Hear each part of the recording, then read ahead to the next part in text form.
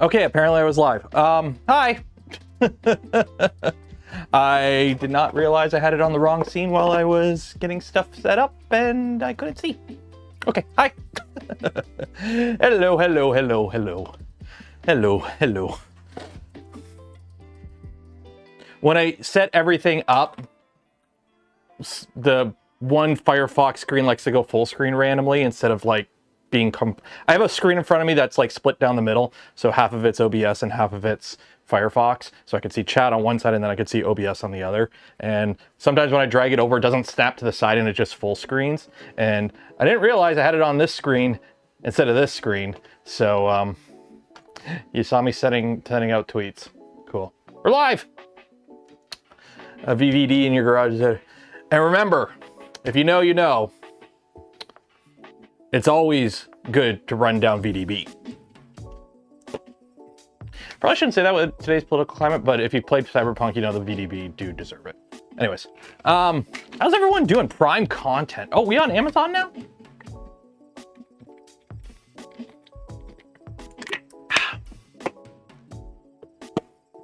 How is everyone doing today? It's Friday. It is Friday. I have a whole bunch of stuff here that I printed. Hopefully I printed the right things. I'm really hoping I printed the right things. If I didn't print the right things, we're gonna be in a world of, we're gonna, well, actually, no, we have backup today. If worse comes to worse, we have backup stuff to keep us entertained. If I didn't print everything. I think I printed everything I need to put the Jabberwocky on. But worse comes to worse, we can always work on the tool changer. And then also we can always open up the box. So, this is a tease. We're not opening the box yet. This is a tease. Full disclosure, the VVD is still in, what's the term of test? Not beta testing. It's in, they've sent units to people and they're, you know, making sure it's ready for prime time kind of thing. So I don't think they're shipping public yet, but we will crack the box open at some point today. We will crack the box open at some point, but there's no point taking it out of the box when you can't do anything with it yet. And what do I mean by that? Well, we need to put it on a printer. And the printer we're gonna put it on is this guy right here. This is my V2, or one of my V2s. I have 3. That one is going to get a Jabberwocky tool head. Right now it just has a stock stealth burner. It's a stock V2.4. I think it's a V2.4 R1. So like this doesn't even have a tool head board. It has like the tool head board that's just a breakout board with like 20 wires running to it. So today the plan is we're gonna be building a Jabberwocky. We're gonna be building a Jabberwocky kit. We are going to be installing a Jabberwocky kit. Hopefully the Jabberwocky works on tap. If not, we're gonna have to figure out a probe of some sort. I think it works on tap. We should be okay. I probably should have looked that up because I think this has tap. No, this machine doesn't even have tap. Wow, that printer doesn't even have tap on it. Because I was hoping to reuse the, where did I put it? The Vitali CNC kit. Thought Jabberwocky was going boxer. Are you ready? Because it's Clipper, we can put all the configuration stuff for Jabberwocky in a .cfg file. And then we can also put all the configuration stuff for Box Turtle in another CFG file. So that way we can play around with both of them on the same machine and get an A-B comparison. Is that a good idea?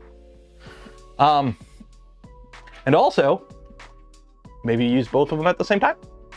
I don't know, we'll make it work. Doesn't look like you have printed the backpack yet. What do you mean the backpack? I haven't printed anything for the VVD by itself.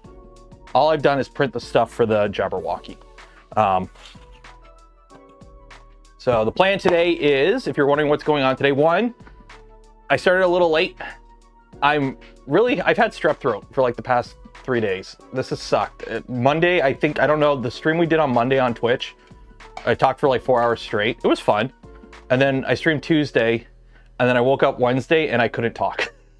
So I've been drinking like nothing but like liquids nonstop to try and keep my hydration up. I don't know if I think it's a seasonal thing, because like right now I have this on low. It is 20 degrees Celsius in my garage. Right now outside, it is like, it was 11 Celsius this morning and it's like crazy windy out. The weather is like weird. I might have to mow my lawn. Like it's that weird out. So today I figure we'll keep it nice and simple.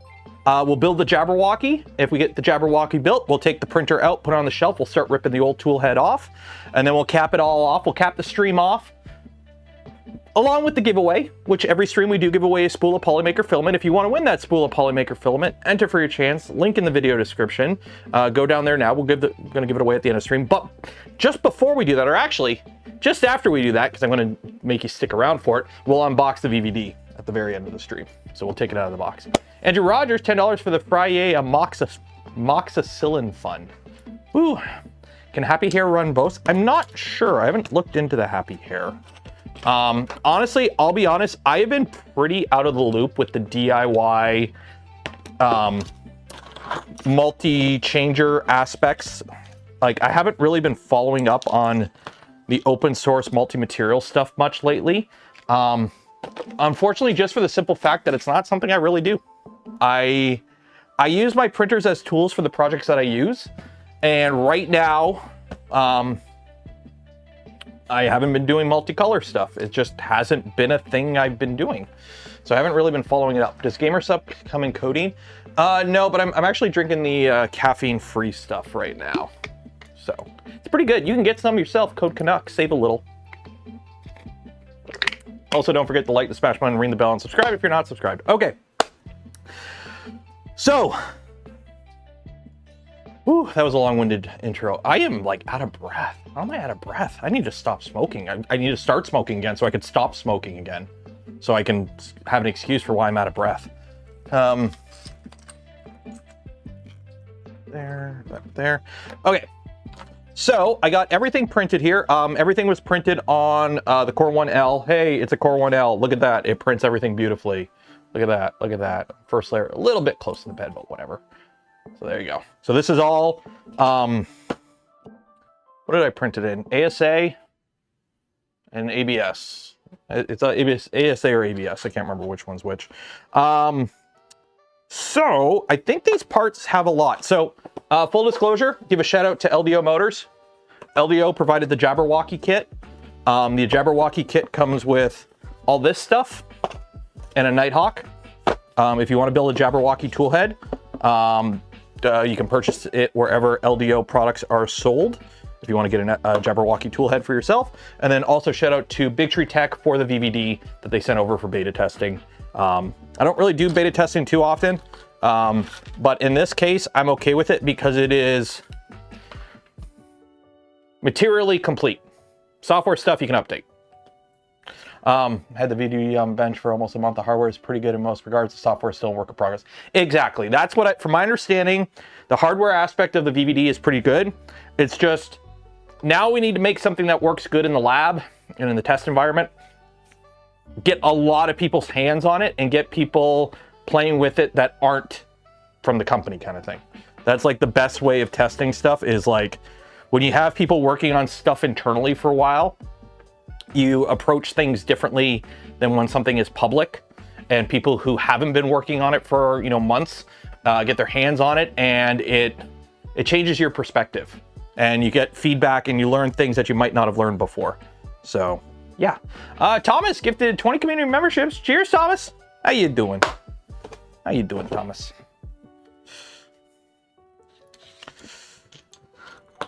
I can't remember where you're from, Thomas. Is it Brazil? I can't remember. It's South America. I know it's somewhere in South America. He gets, Thomas, in some areas, you get memberships really cheap from YouTube. Everywhere else in the world, when you buy a membership, it like converts the currency, I believe. I don't know. I think because I know in Canada, I got to pay Canadian money. But in some countries, you can pay local money, and it's like, costs like nothing to gift memberships. So cheers, Thomas. Helps out a lot of people get memberships, because we do members only stuff occasionally on the channel. Okay. Okay, let's get this going. Let's get this going. I need to pull up the Jabberwocky. Hopefully, is there a manual for the Jabberwocky? I'm hoping there's a manual for the Jabberwocky toolhead.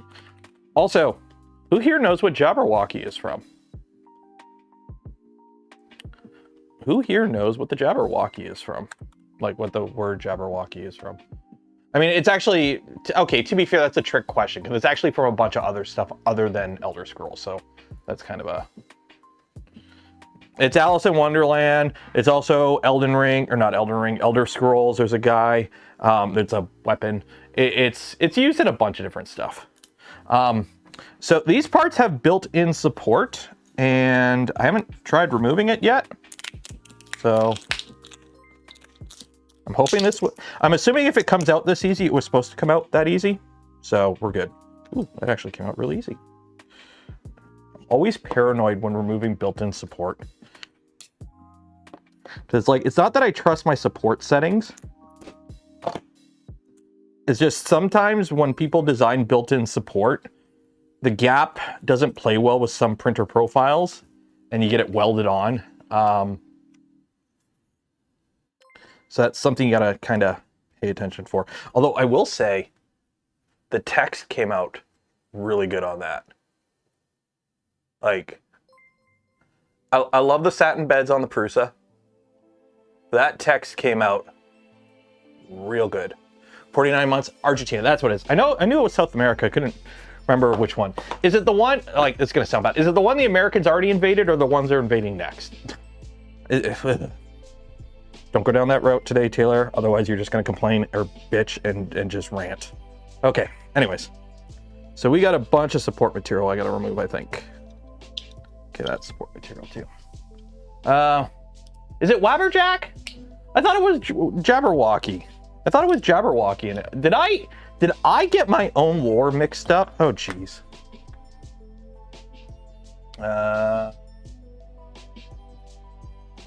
I could have sworn the staff was called Jabberwocky, but it's okay, Wabberjack is Jabberwocky like backwards. It's close. It's inspired. Okay, close enough. Close enough. Where is there a manual for this? Jabberwocky toolhead. Oh, that's right. Argentina doesn't have oil. Okay. You're good then.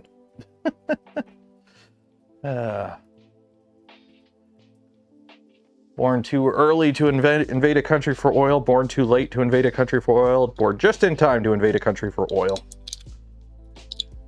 Really hoping that's support. Yeah, that's support. Okay, how does this even come out? How am I supposed to get that out? Oh. Okay, that's support. That's why. Use the AFC Clipper add-on with Box Turtle. Yeah, so the plan is right now we're just doing hardware stuff today. We will start playing into software when we get to the software aspect. But for now, we're just doing hardware. We're focusing on the hardware today.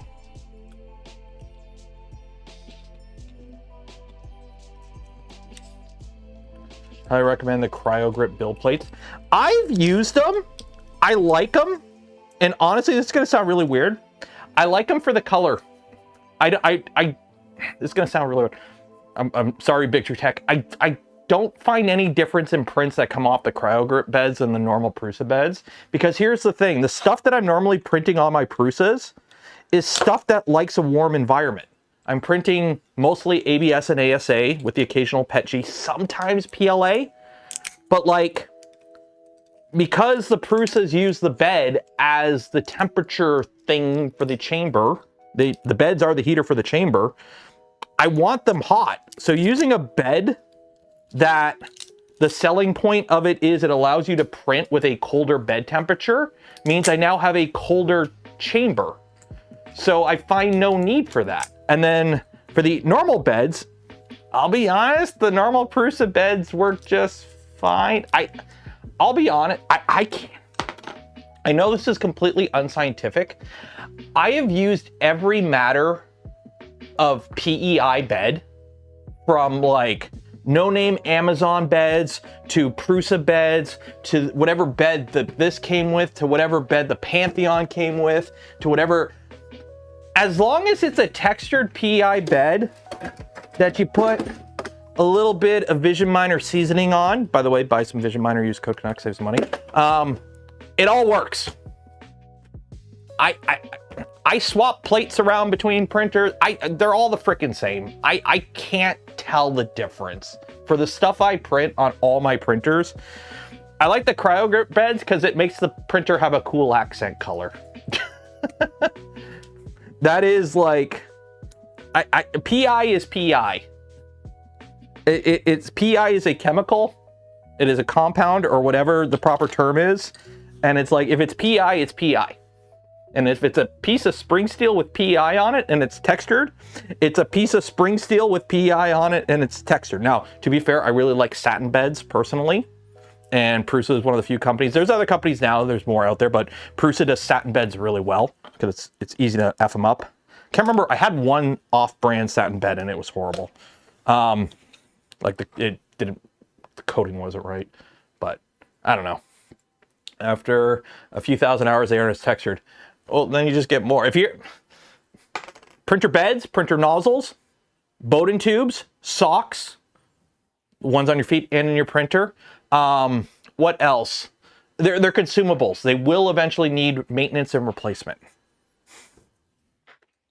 Bearings are consumable on your printer. It's like a car, right? You gotta change stuff out occasionally. See, this is what I mean. This one's a little, this piece of, come on.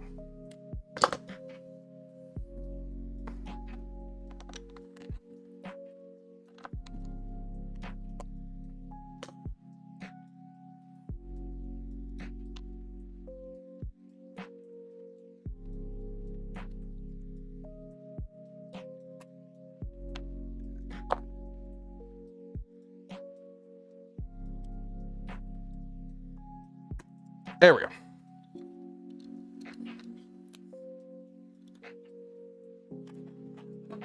Okay, I think, oh, got more support on this one.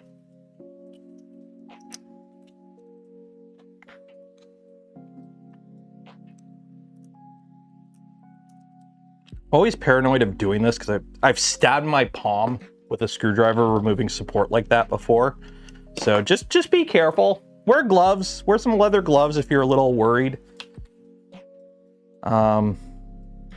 Because you really don't want to. Now, I think I printed more than I needed to, but we'll find out.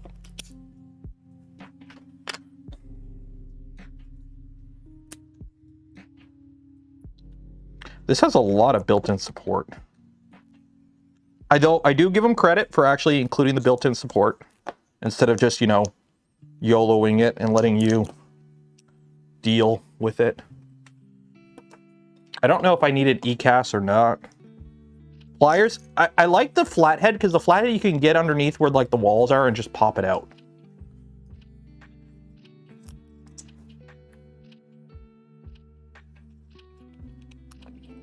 There we go.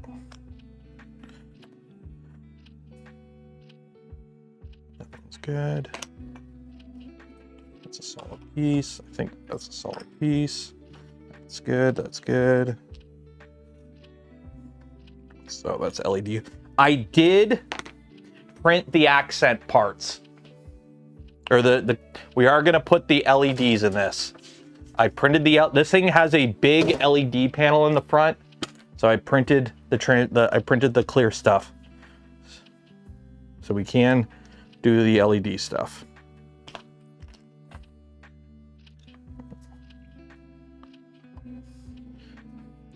I'm hoping it fits a standard tap carriage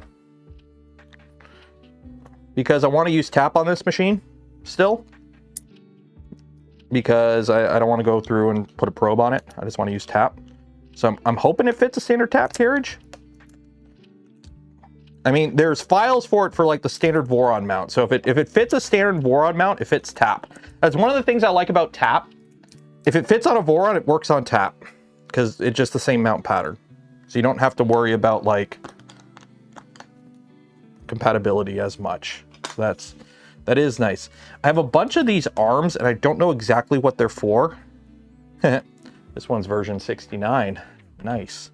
But yeah, like this is cool. This prints vertically like that.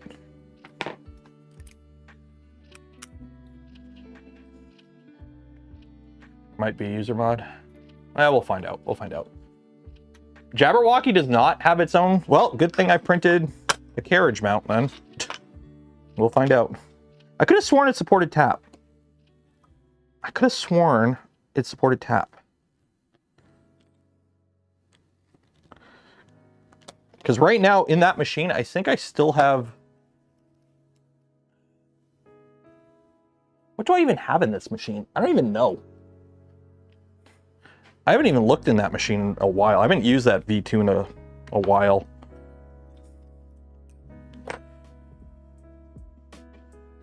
Yeah, we'll figure it out. Are you in a rush? I'm not in a rush. Oh, there's my pliers. Anyone try the Mellow Alps probe? I've never heard of it, so no. What is the Mellow Alps probe? Come on. Really?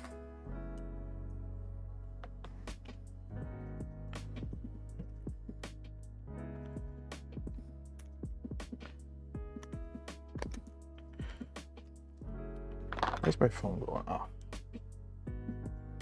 Oh, somebody bought some Vision Miner. There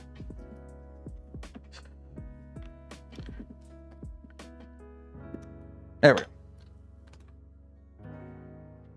I need to redo all my affiliate links. I really need to get a website set up so I can just have one page for affiliate links instead of a giant block of them at the end of the chat description. Okay. Jabberwocky has been engineered to meet the demanding requirements of filament changing units. So is that what the generic term is, filament changing units? Is that what we're going with? This is the first time I'm actually seeing it, but I like that name. Okay, pair with dual orbiter gears, system, carefully balanced torque and speed, blah, blah, blah, designed for maximum reliability, improve thermal financials, but kits will be available through that. Currently, there are 3 types of kits you can purchase: pre-built, standard, basic. I think I have the standard. Acknowledgements, there we go, cool. Images? Is there a manual? See, it has installation, extruder front cover. So is there like a manual, or is it just a bunch of page images that I gotta scroll through? Wiring. Jabberwocky window. Next. Is there a manual? Oh, they have a wiki. Welcome to Jabberwocky. CAD overview, printed parts. Here we go. Caution. Front cover, so we move that. Oop. Okay, mine didn't look like that. Mine looks slightly different than that, but that looks similar. Okay. Making sure I got all the parts removed. 1, 2, 3. 1, 2, 3. Okay, we're good there. We're good there. Okay. That and that. That and that. Cool, cool, cool. Okay, these parts were designed before that. Next. Hardware used. Well, thanks to LDO Motors, we have a hardware kit, an electronics kit. So we got Argiba. We got a Fadus tool head, which is the conch. All hail the conch. We got some blower fans. We got a motor. And we got gubbins. Look at all these gubbins. Fasteners and extruder stuff. Very nice. So, from my understanding, a lot of people, I can't remember, what's the tool head? I'm in the Discord for it. I can't remember, there's, a lot of people are using the, not the Jabberwocky, what's the other, Filamatrix. I think a lot of the people testing it are using Filamatrix tool heads for testing the VVD. I'm going with the Jabberwocky because of multiple reasons, but primarily I have the kit for the Jabberwocky and LDO sent it to me and I need to put it in something. So that's why we're going with the Jabberwocky kit, because I have it right here. See, it's right there. So we're going with that. Okay, so extruder assemble. You should have all the pre-required parts for building the Jabberwocky. Extruder, sweet. Okay, heat set time. Ooh, and we have nuts.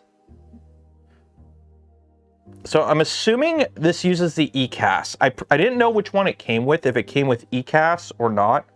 But considering I don't see the slot that the ECAS has, I'm assuming, or the screw-in one, I'm assuming it uses the ECAS. I can probably confirm that by actually looking at what comes with it hardware-wise. Yeah, it comes with ECAS. Okay. ECAS is the boating connector that you press fit in, if you're wondering what ECAS is. There's two types. There's ones you can screw in, which the screw-in ones have an advantage, in my opinion, because they're metal.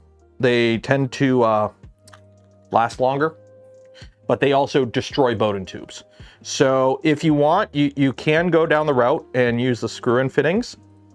But I can never get them to actually screw in properly, because I don't think the threads, I think these are all like M10 fine, and the models are always like M10 coarse or something. And I can never get them to actually screw in properly.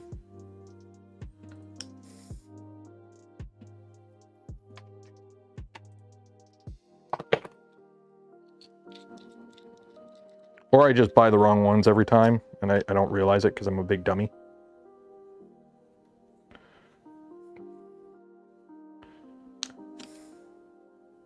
Part of me kind of wants to go with the metal, because that is never coming out.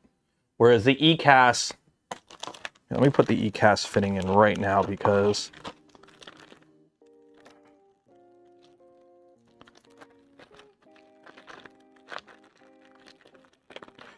figure out which one we're going to go with. It's not really metric threads. I know, it's actually probably MPT. It actually probably is MPT, but I don't know if people model them MPT or if they model them for... take the little rubber thingy off. I think you take the rubber thing. Yeah, you gotta take the rubber thingy off. Okay, let's see. Let's see if I can get that in there. How badly did I crack that? Oh, it didn't crack this time.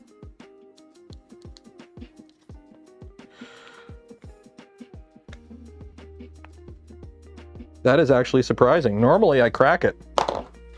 Yeah, normally it cracks when I put the ECAS in, but it didn't this time. Okay, I guess we're going with ECAS. I don't know, which one? What do you think? ECAS or metal? We'll go with ECAS. It's lighter, the printer will be faster. But we have a backup just in case, so that's good. It's always good to have a backup. Okay, start putting heat sets in. So what is everyone up to? What's all good in the proverbial hood?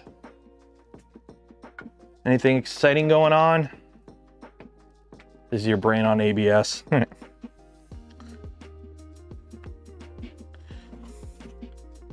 still find it funny, like the Pee Wee Herman. This is crack.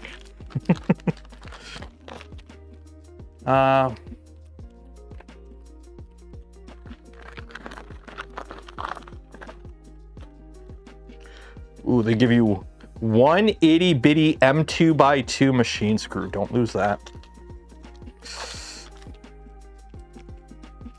Off work now, waiting for my Carto V4 to come in. Ooh, nice. Living in the US is a never-ending nightmare. Yeah, what? Y'all okay down there? What the? You know what? There's a, I want to say gong show, but gong show. Always fun living in the apartment above. Okay, so we got some heat sets to install. It would help if I actually turn this on. Yeah, TCAS will prevent, yeah. Pull up. Burp, burp. And then the French word. That's...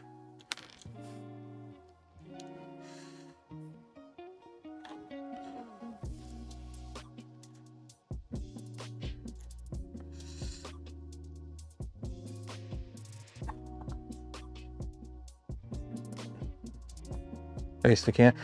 We got no ice in Canada because it's like stupidly warm. It was 11 degrees Celsius when I woke up this morning. Like No capping, it was 11 degrees Celsius this morning. It was insane.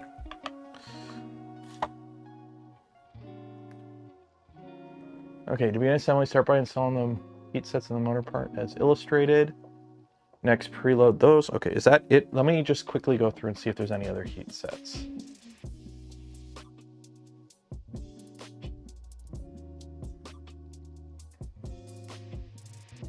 Are there? Okay, that's enough for that. Okay, well, turn that off. I guess we'll follow the manual properly. All right, so now we grab this part and we have T-nuts. Machine screw, washer, hex, washer. Do they not? I got nuts, but I need square nuts. Do they not give me square nuts?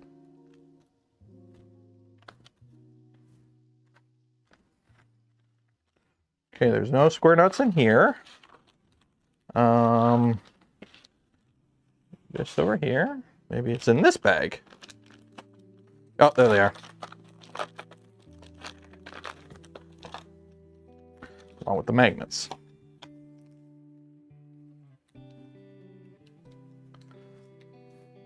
So, yeah, I seen a thing, like, Australia is like the hottest place on Earth right now by like a large margin.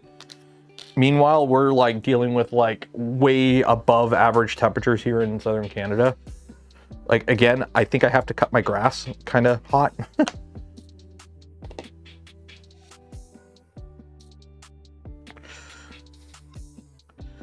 Okay.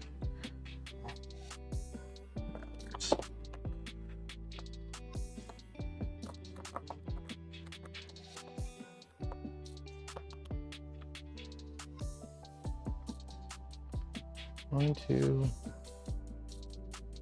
Just cleaning it out.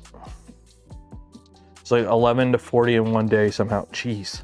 Like, I know it's summer down in Aussie land, but still,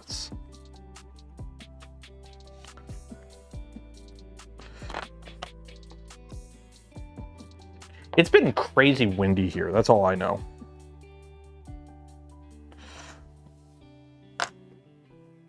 Okay, let's see. Get you in there. So these, you got to be a little bit careful. There is like a chamfer to these square nuts, so they only kind of go in one way. So don't force them in the wrong way. Otherwise, you're probably not going to have a good time. Coldest year to the rest of your life. Yeah, good old global warming. I mean, on the bright side, the global warming will, you know, offset the nuclear winter.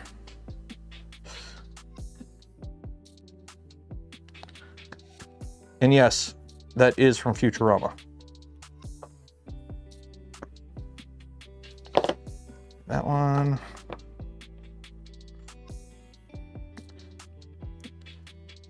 Speaking of nuclear winter, who else watched the new episode of Fallout Season 2?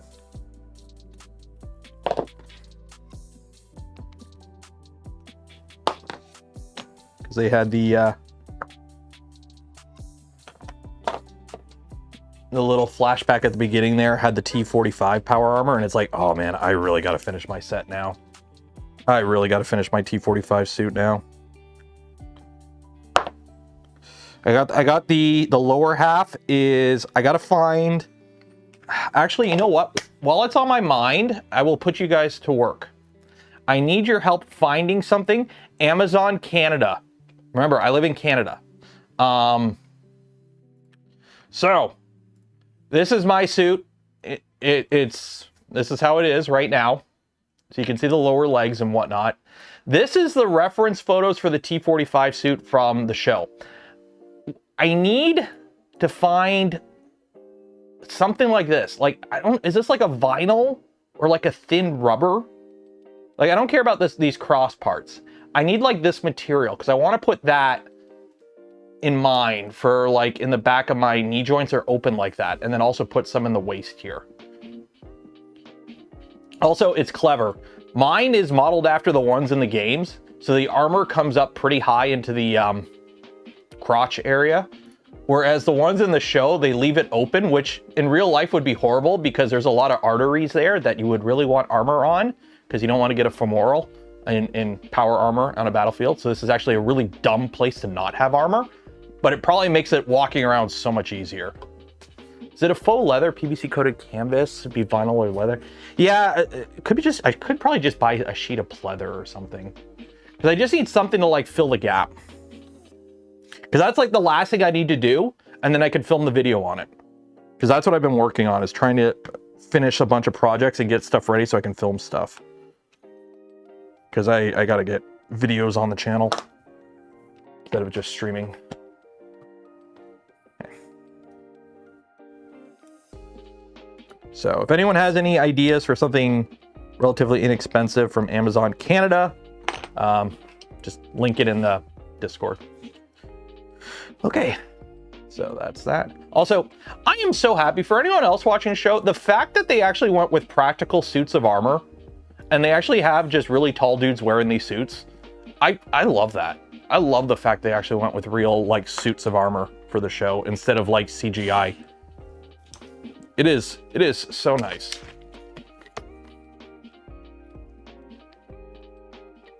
The only thing I'm worried about the Cricut stuff, I have seen that, is if it's too thin, it might rip. Printed in black TPU. It wouldn't be flexible enough. Like, I might do the ab part in the TPU so that I can bend down like the torso stuff, but the rest I don't think so. Okay, so got that. Okay, so next install the MR84 bearing into the mid body using the printed tool. Apparently I was supposed to print a tool. I don't think I printed any tools. Do I need the printed tools or can I YOLO it? I didn't realize there were printed tools. We're gonna YOLO it. I mean, how hard is it to install a bearing flush in the bottom? I'm sure I can figure it out without it. Okay. What is this bearing? MR84ZZ. I've always installed these bearings without a tool. Sure, it could be fine. MR84ZZ. Okay, so you get all go in there. I've been printing mine in phone TPU for T60. Okay. How did you deal with the layer lines when printing TPU? You can paint TPU. There are, you can paint it and you can post-process it still. Look up like the foaming TPU that I think Willow uses it, Willow Creative uses it. There's a few people that use different stuff, but that use it. But there are foaming TPUs that you can post-process. So it's not like you absolutely need to have that'll work.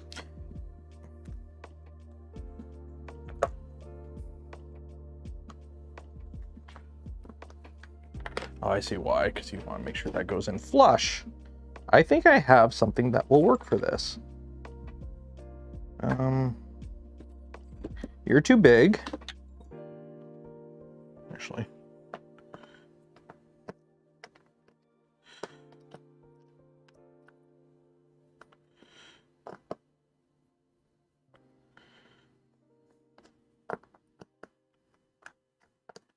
I need to find a bigger one. That punch is a little too small. Where's my big punch? There's a big punch. Bigger punch.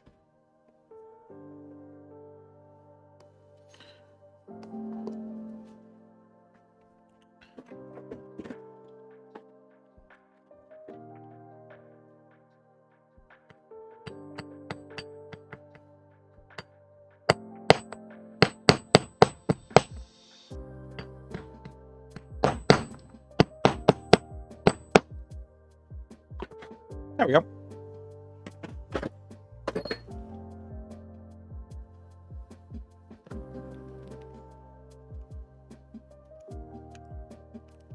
There we go.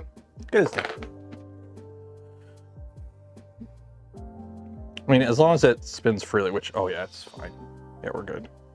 We're good. You want to use a bigger punch so that you don't push the inside, you want to push the outside. Okay. What do I have? A stick of brass? You don't? I mean, I have a stick of brass.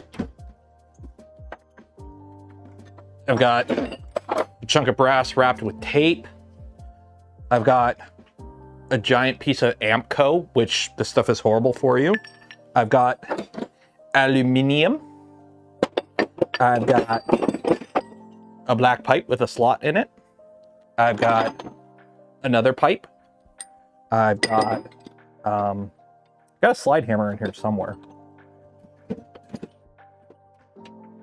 Yeah, I got a vise. I got another vise. Got the clamps. I still have stuff from my mold making days in the toolbox. Brass is nice because you can use brass on harder metals and beat the shit out of it and you don't damage it. So, and sometimes you just need the weight. Okay, next insert the M418 metal dowel, LDO peak sleeve bearing, and non-threaded orbiter gear. Okay, so that LDO peak sleeve. That's where all my brass disappeared to. Okay, so we got that. And then we also need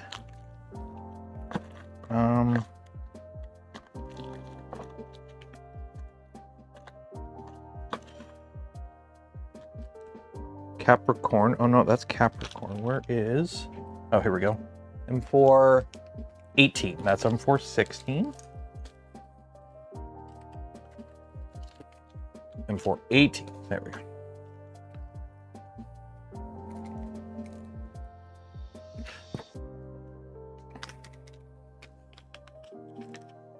Found the brass magnet. I'm sorry, it's so easy to collect with my brass magnet.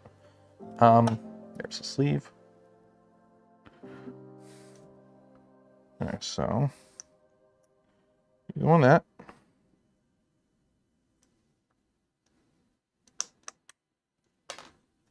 That goes in there.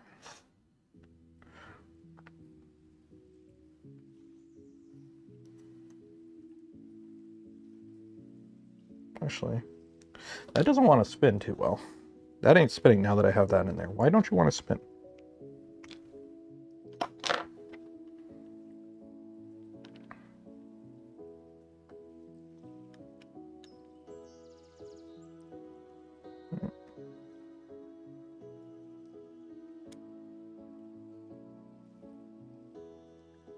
Okay, now it's spinning. Oh, okay, we're good now. Okay. That, we'll go this way, I guess. I don't think it really matters, that. And then we use the non-threaded gear.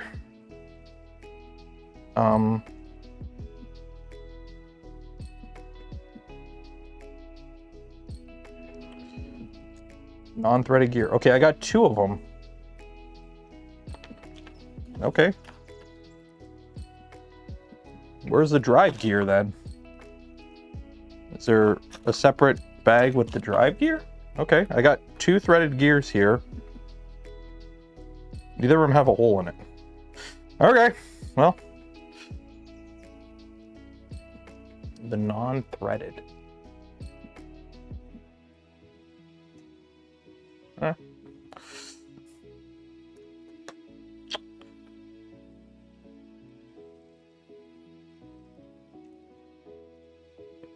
One second here.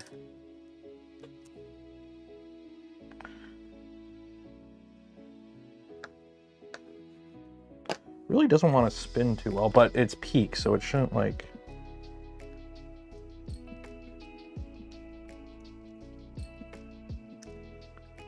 Yeah, it really doesn't want to spin too well. Oh, it does spin, it's just very... Yeah, it spins. It's just the friction between the bearing and the peak and the shaft isn't enough to make the shaft spin. If you grab the shaft spins.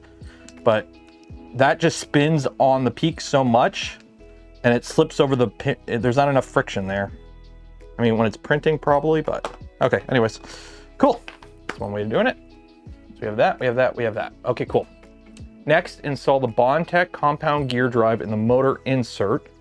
Insert the M14 dowel from the back, then slide the Bondtech gear into position, making sure the dowel passes through as you do. Install the second bearing, ensuring it push fit just like in the previous step. Okay, so we got that. Got the other MR84 bearing.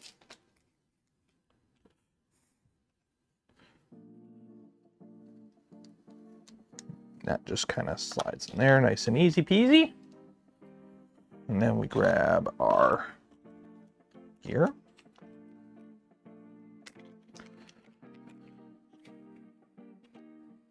It has to spin. The general says make it spin. Stargate was... I miss shows like Stargate. I'm sorry. I miss shows like Stargate. Like...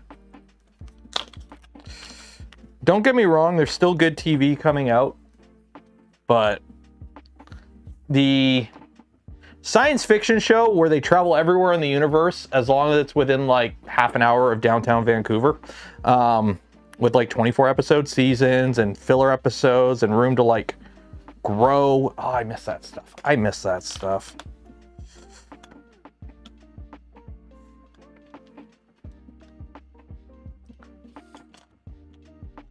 This really doesn't want to go in from the back. Okay, we'll have to do it this way. Kinda.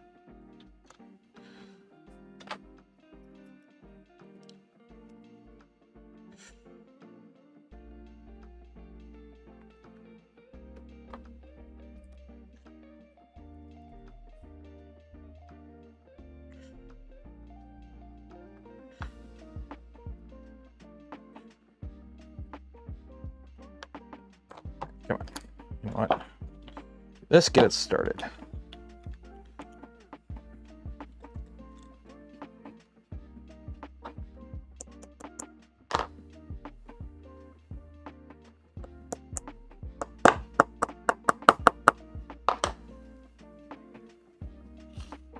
There we go. Okay, you go there.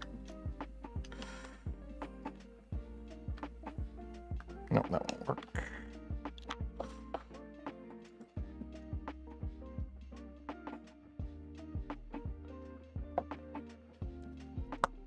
There we go. There we go. Put that in there. Spaceballs too. I'm hoping, you know what? Me and the wifey, we watched Naked Gun, the new Naked Gun movie. If Spaceballs 2 is on the same quality as the new Naked Gun movie remake slash, it's technically a sequel. It technically is a sequel. It's not a remake. If it's on that level, I'll be happy. If the new Spaceballs is as good as that, I'll be okay. I'll be okay. Okay, so now, oh, okay, so the gear drives that. So this now goes like this, and we have, oh wow, that bearing just comes right out. Okay.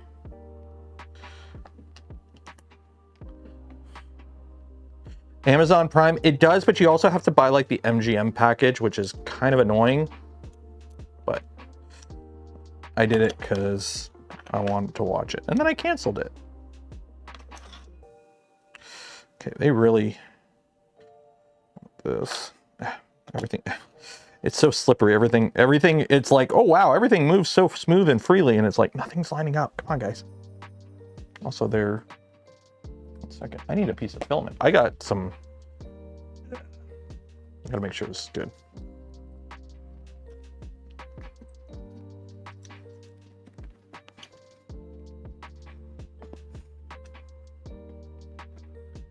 There we go. Oh yeah, that's a good filament path. That's a good filament path. Who's a good filament path? Okay, let's do this now. You don't need it. I did when I watched, like, this was, okay, for one, again, also Canada, so Amazon Canada. And two, this was a couple years ago when I picked it up that you had to do that. So it might be different now, but at the time,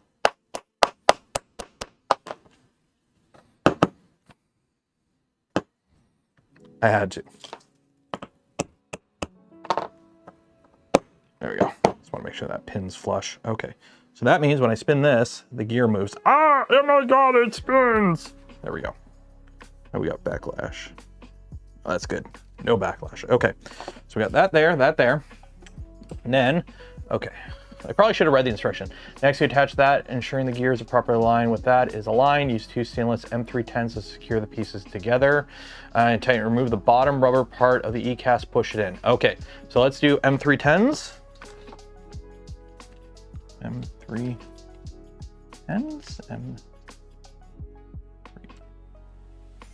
M310s stainless.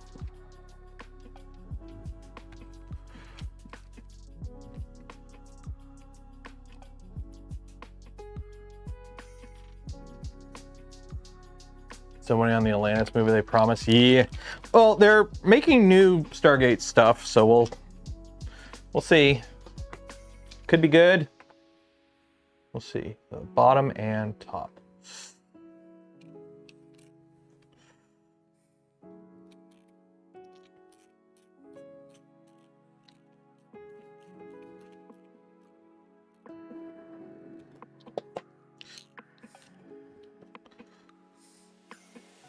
Although we'll say, I'm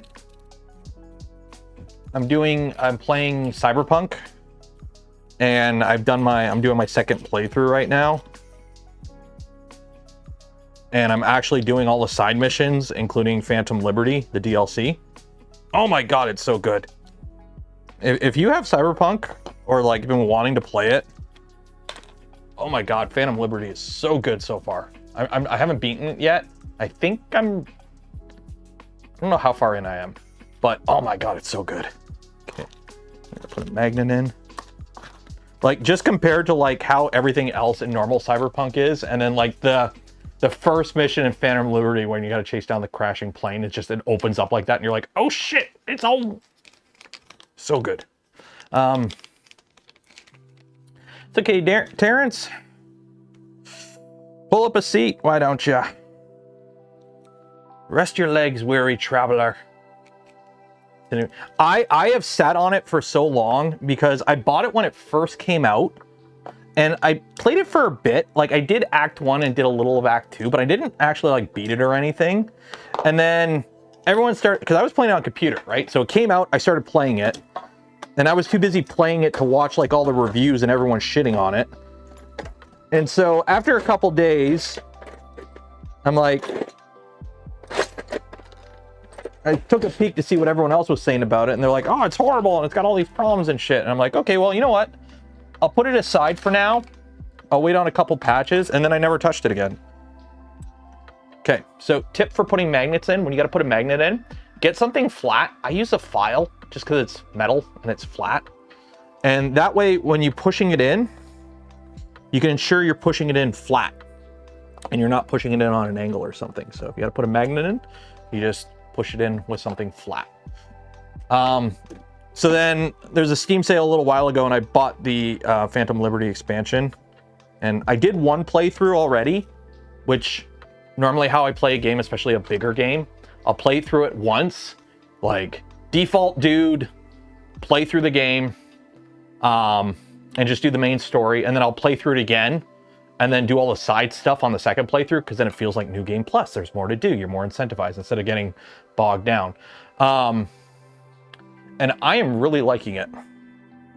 I am really liking it. I will say it is really cool how the different voice actors between the two different Vs, because you can pick, your character is either male or female. Apparently, they didn't listen to each other. And what I mean by that, like if you play Mass Effect, there's male Shepard and female Shepard. And they both basically are the same character, just one's male, one's female. Cyberpunk, they voice act them differently. And I actually really dig that. Like, they actually play them like different characters. Like, in terms of, like, how they voice act a certain scene. Like, the way they're tonally different. And it's actually really cool. FemShep. Yeah, well, okay. I will say, if you're doing the whole playthrough, I do like male Shep. But the first game, especially the first game, Jennifer Hale is way better at voice acting than Mark Meer was in the first game. So in the first game, Mark Meer, male Shep, is very bland, except for the big stupid jellyfish line. Whereas Jennifer Hale is much more emotive. Okay, so this, we got that goes in there, and then we put the M416 through. But as the series gets better, like goes on, Mark Meer does find his voice kind of thing, and he does get pretty good by the end. Also, male Shep, you got Tally. Can't go wrong with Tally.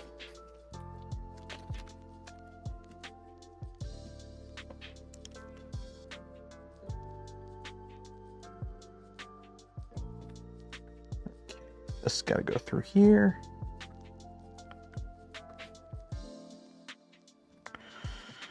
Tappy tap tap.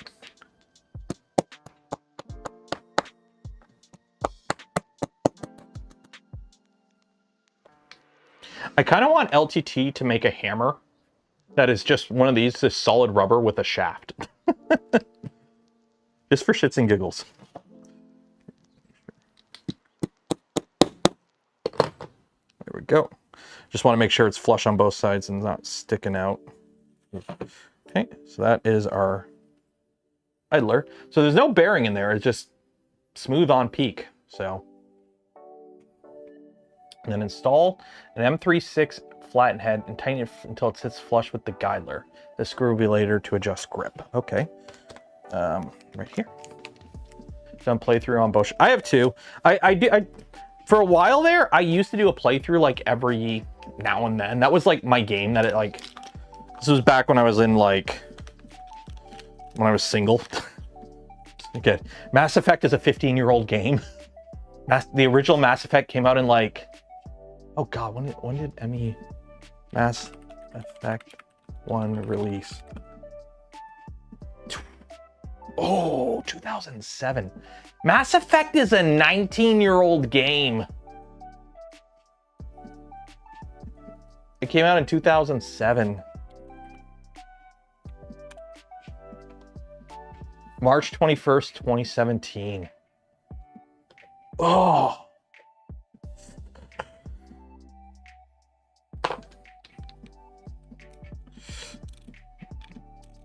It's a 19-year-old game. It's old enough to drink. At least in civilized countries. Okay. So they say screw it in and put it in flush. I'm assuming by screw it in flush to the surface, I think they mean, I'm assuming this back surface here. So you screw the screw in until it's flush on the back. It's painful. The Legendary Edition makes it better. I used to play through it every like 6 months or like every couple months. I used to play through it back when I had nothing else going on in my life. And I have it on Legendary Edition. I picked it up a year or two ago. And I played through it twice on the Legendary Edition. Pick up a bunch of mods. There's a bunch of quality of life mods that make it a bit better. And there's mods that add a bunch of remove content. And the big one is the Mass Effect 2 mod that allows you to recruit anyone in any order. Because I guess very late in development of Mass Effect 2, they realized, hey, this game doesn't fit on the disc. So they had to put it on 2 discs. So they artificially split the game into like A and B sections. And they put a bunch of characters into the B section only. So that's why you can't recruit like Tally until after, and you recruit Legion right at the end of the game, which doesn't make sense because there's like tons of stuff for him to do in earlier missions that you can't bring him on. So there's a mod for PC that basically makes it so that you can recruit anyone in any order. So you can start the game and basically go get Legion and Tally right away and play through the whole game with them. So much nicer. And the Mako sucks if you play on console. Mako on keyboard and mouse was never a problem. Okay, so we got that, we got that, we got that. Now, next attach the guider to the extruder using an M320 socket head cap screw as shown below. Then install the LDO tensioner. We will adjust the LDO T-nut pre-installed later. This completes the extruder assembly. Okay, so M320, which is right here. Our mini pug dog. I have the Master Chief collection. The only Halo I have ever beaten is Halo 1. I've played Halo 2. My brother, but the thing is, you know, when I was a wee lad, and by wee lad I mean a teenager, I had a PlayStation, my brother had an Xbox. The Xbox was in his room, the PlayStation was in my room. So I played all the PlayStation games. My brother played the Xbox games. And he had Halo on his Xbox and Halo 2. And I'm assuming we put this on first. So we put that in and then that screws for that. Okay. So while I have played Halo 2, I've never actually beaten it.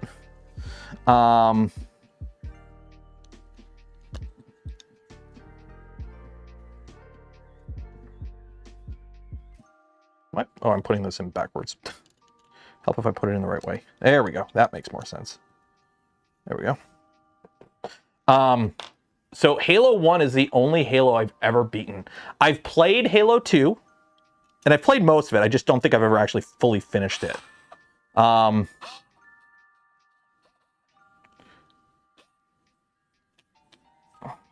we go.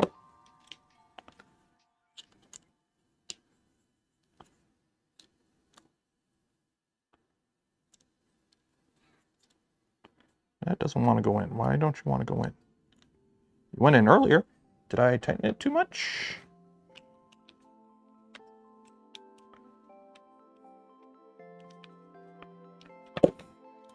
Well, go in. Go out. Go in. Okay, we're good there. Now, so I have the Master Chief Collection. So I might actually play it on PC. I might play it on PC. It's on the list. I think I've played like the first 2 missions of Halo 3. I played the multiplayer. Back in the day, I brought my 27-inch CRT to my friend's house so we could play multiplayer on LAN parties, because that's how we rolled back in, you know, 2006 and 7.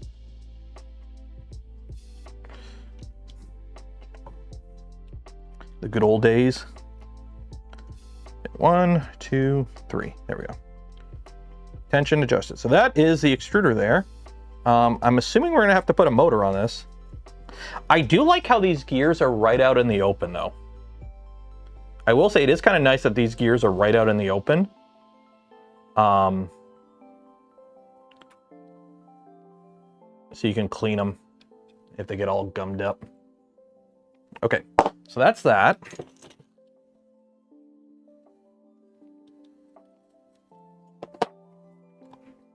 Okay. What are these slots for? Are these for... I'm pretty sure they're supposed to be... That's filament. There's supposed to be run-out sensors in this, too. Okay, so that's the extruder. Okay. Oh, nope, not quite done. Finally, insert an M2682ZZ filament guide bearing into the bottom of the extruder through the cutout as shown.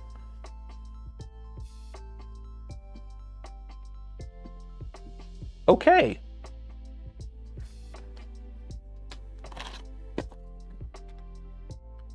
M6. Okay, not this one. M682ZZ. 682ZZ. Okay. I'm assuming this is on some of them they use like a heat set. This one uses a bearing because you need metal surfaces for the teeth or for the cutter to go in between.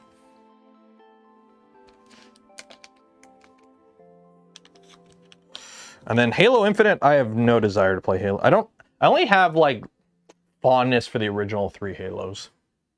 I feel nothing for the new generation of Halos. Because it's like, it suffers the same problem, I think, as the new Star Wars stuff, where there's like not a cohesive story among the 3.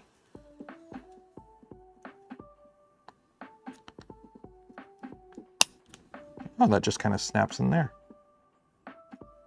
Okay. Cool. Okay. So that is that. So that concludes the extruder assembly. It's like Mass Effect. When I play Mass Effect, I view Mass Effect as one game. It's the Mass Effect trilogy. You play through all 3 games in a row. Each game's about 10 to 20 hours, depending on how much you want to do in each game.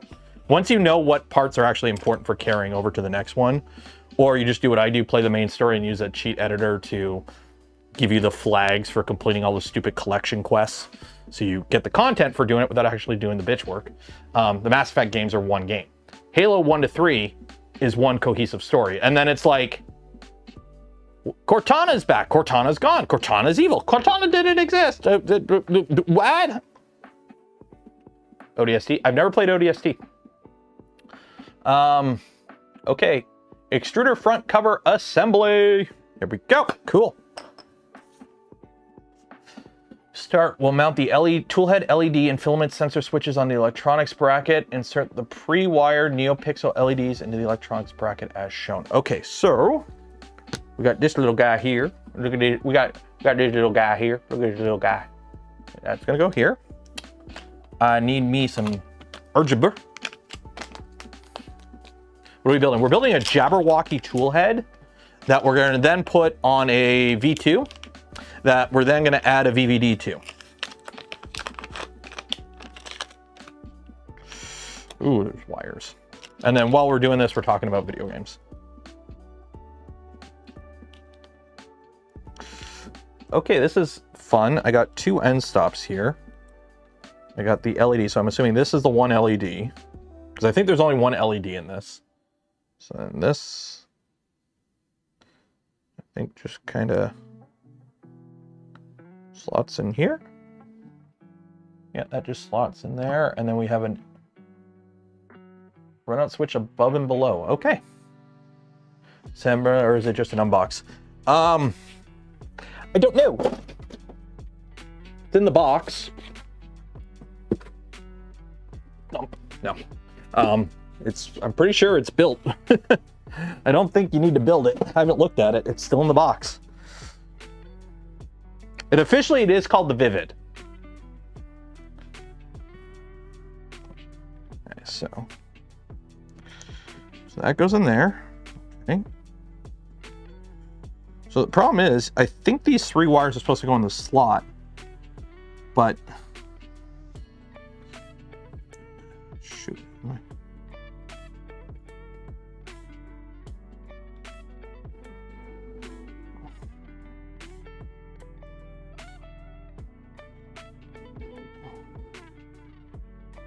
Because there's like a little notch here, and I don't know if I can get these 3 wires to fit in there.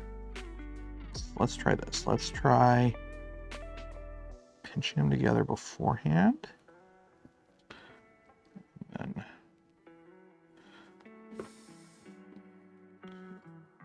well, we'll see. Hopefully it works. Okay. And then we have that and that. The images as top and bottom. So according to the image, top is top, bottom is bottom. So bottom is bottom. And then it goes, the switch is away from the LED, and then we hold them M210s. Socket head cap screws, there we go.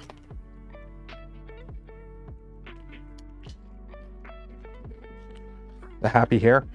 I think we actually might have to put, I don't know what it comes with. I haven't looked into it. Like I haven't looked in the box, so we'll take a look. The goal today is not to actually get it built. The goal is to just get as far as we can and then figure out where we go from there, kind of thing. Okay, so bottom.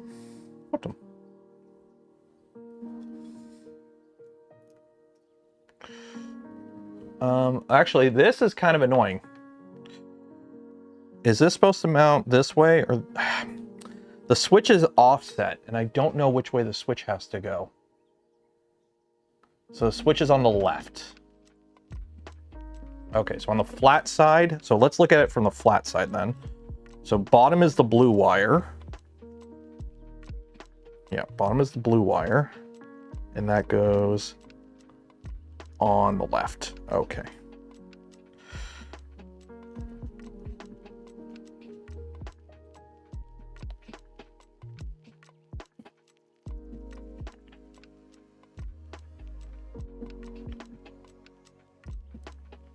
Goes around on GitHub. Yeah, we'll get to it. We'll get to it. Got to build a whole Jabberwocky and get the printer set up with it too. Also, we're gonna have to do a bit of work on the printer itself because the printer isn't set up for a Nighthawk toolhead. So we're gonna have to probably do a clipper update, do some fun finagling with the boards, and get everything up to date. Because I'm pretty sure that printer, I don't even think it's plugged in. It hasn't been plugged in since I redid the shelving. Because I unplugged it when I redid the shelving, and I haven't gotten around to plugging it back in. And because I haven't gotten around to plugging it back in, I haven't used it. Because I forgot to plug it back in when I had the whole thing open from the back. And I'm like, well, I'm probably gonna mess with this printer at some point, so I won't plug it in right now. And then that was like 6 months ago. So, yeah.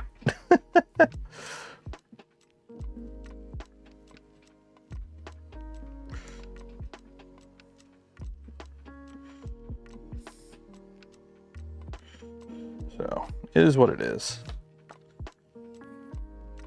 Is what it is. Probably need a PiOS. Oh yeah, it probably all needs updating. Might do that tomorrow night on the stream. We'll see. We shall see. Wow, they...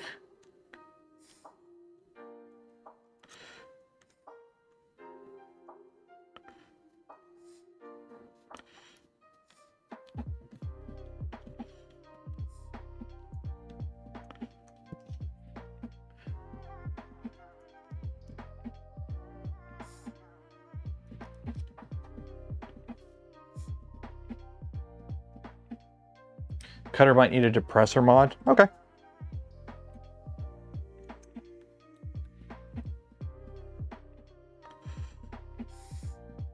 So that is that. So that is our little...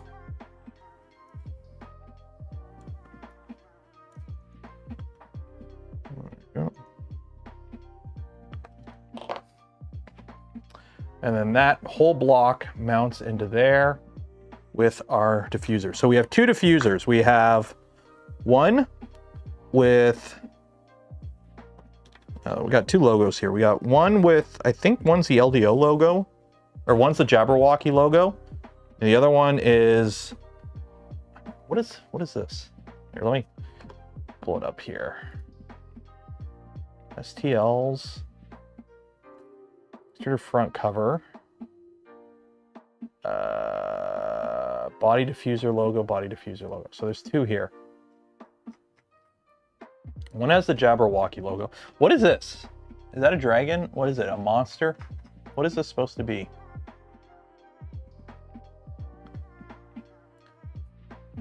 We'll go with the logo. We'll go with the Jabberwocky logo because it is a Jabberwocky. So we'll just go with the Jabberwocky logo. Okay. No. Okay. Click for wiring details. That goes there.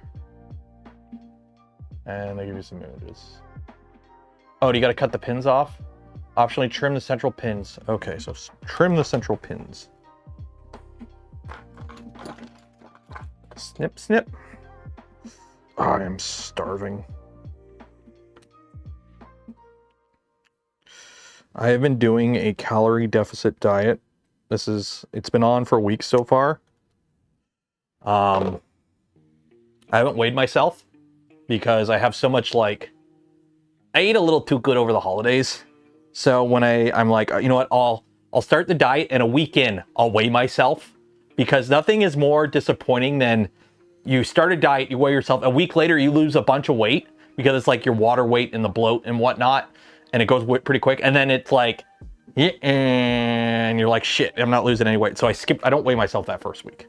So I'm doing like my breakfast, which I don't eat breakfast. I eat like at 11 or noon. And then I have like a 500 calorie breakfast, and then I have dinner, which is just like a normally portioned dinner. And then that's it. So, yeah. Hungry. Okay. So we put our, does this just kind of slide in there? How does this work? Oh, it slots in.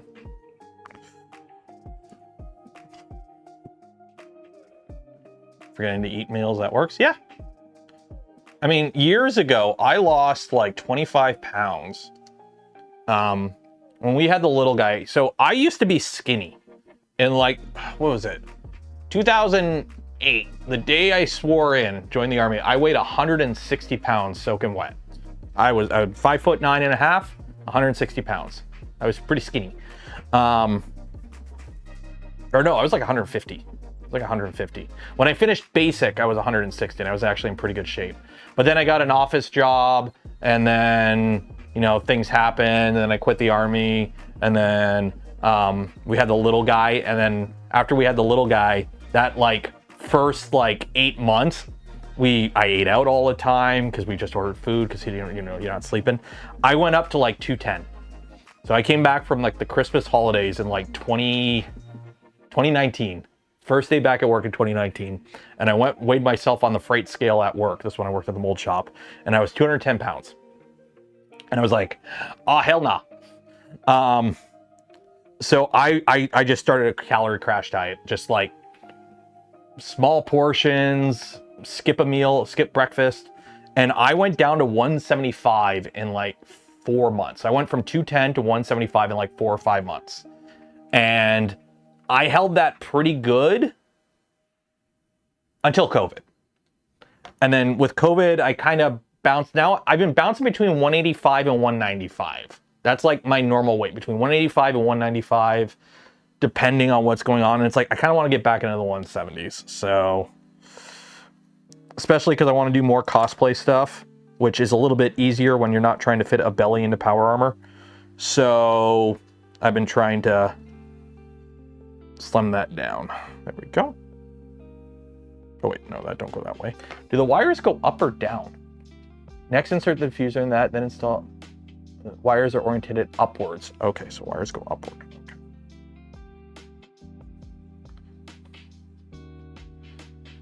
Buff Canuck Art Quinn.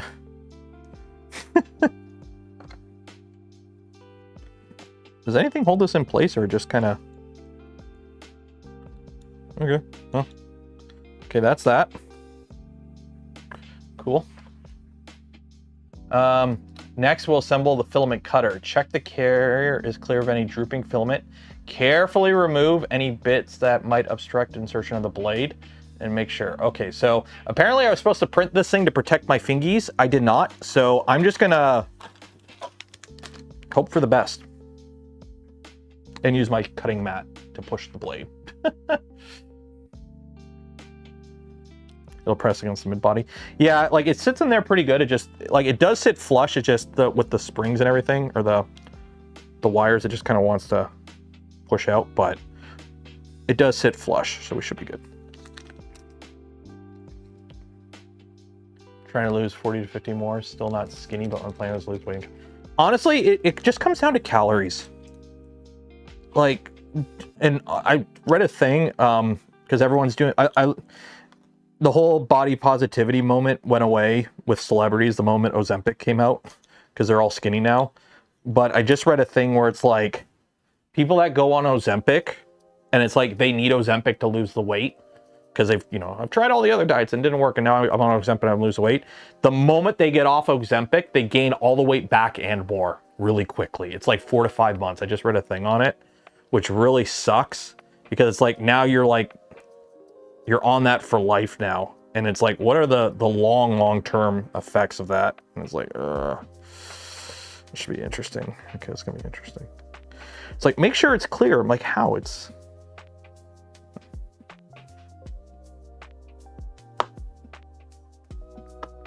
Oh, there we go.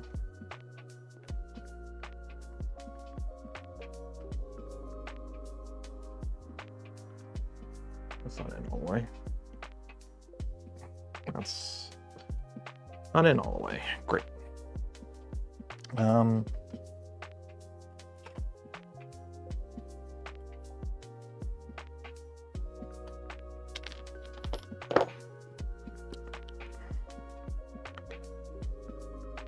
There's like little bits that are keeping me from putting it in all the way, but it's like so thin. How are you supposed to? There's like a little locking tab.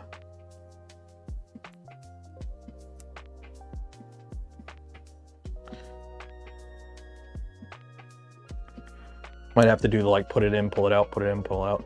Most of that was GLPs. Yeah, it's just, you got to be careful now because it's like, you got to stick to the, I read the thing and it's like, yeah, people who go on Ozempic and then they get off it, it's like a 2-year study. It's like, yeah, you just gain it back. You gotta be careful.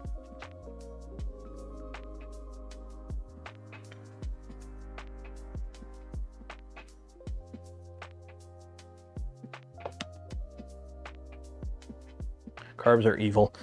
Yeah, I do rice. I've been doing rice. We got a rice cooker. I try to do rice with meals as the side. And then I use the rice for breakfast. Do like fried rice for breakfast, just bake. I'll cook like a beet and then I'll, you know, fry some rice with it and then crack a couple eggs in and then that's breakfast. Okay, let's try this now. So it's supposed to go in all the way.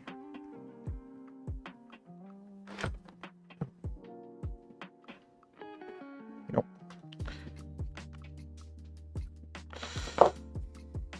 But it is cleaning up. When you put it in, it's basically pushing all like the little bits to the end and then you got to like clean it out. So you got to just do it multiple times. Because there's like this little locking tab that this locks into. So you got to make sure it's cleared.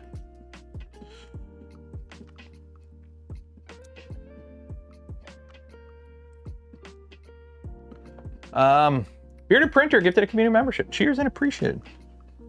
Remember, don't forget to enter for your chance to win some Polymaker filament. We are doing the giveaway at the end of stream. And then while you're down there, if you want to help support the channel, the content I create, and the things I do, consider becoming a channel member, a Patreon supporter, or if you're really cool, like Bearded Printer there, gifting memberships to others. Best way to support channel.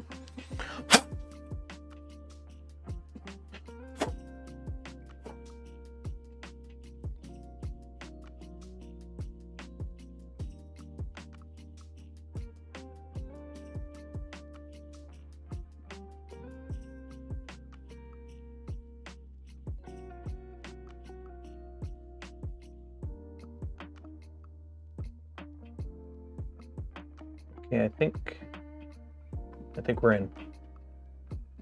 Okay, I think we're good there.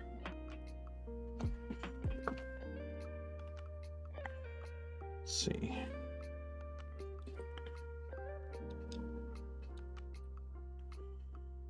That might go too far. Shoot, I don't know if it goes in far enough.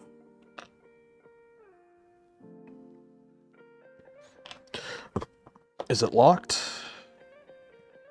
Okay, well, it's locked, so it's in.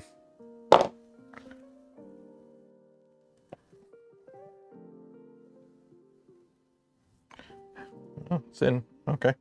How sharp is it? How sharp is it? Do I got some filament?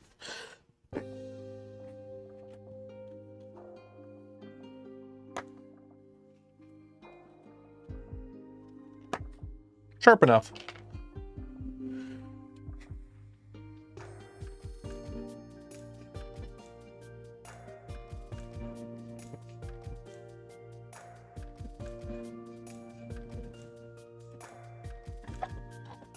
I'm gonna be that guy.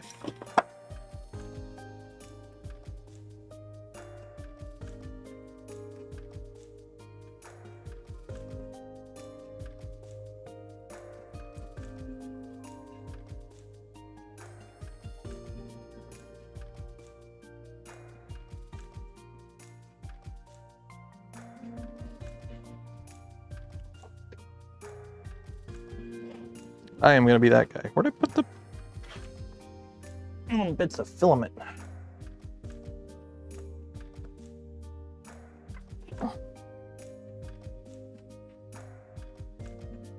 Oh, there we go. That is sharp.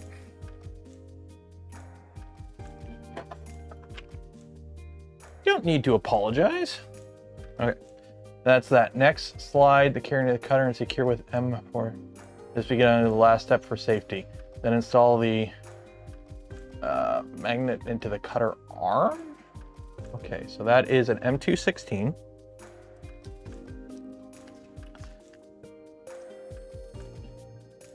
216. And then we put a magnet in there, and it's got to oppose, or it's got to attract to that. Okay. So, get our magnet. Polarity opposes. So we have this.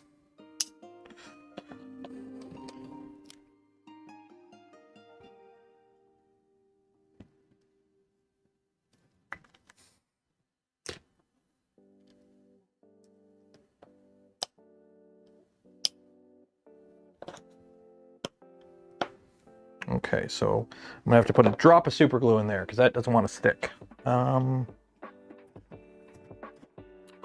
Super glue. Where did I put my super glue?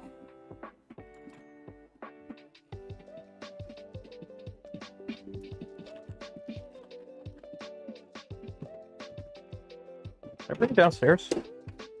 Or is it out here still? I think I brought it downstairs. I think I brought it downstairs. Okay, well, Ultra Bond, that'll work.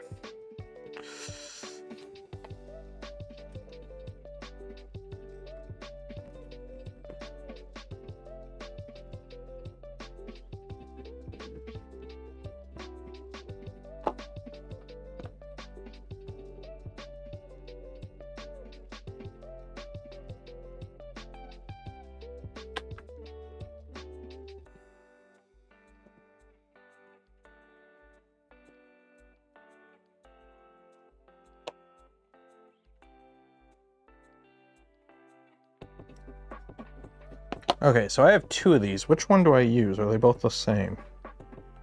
I printed two of these, and I don't know which one's the same. V69, V... What do I have two of these? One is thicker than the other. Is there a difference between the thickness of the two? Well, I have two of these. One is thicker than the other.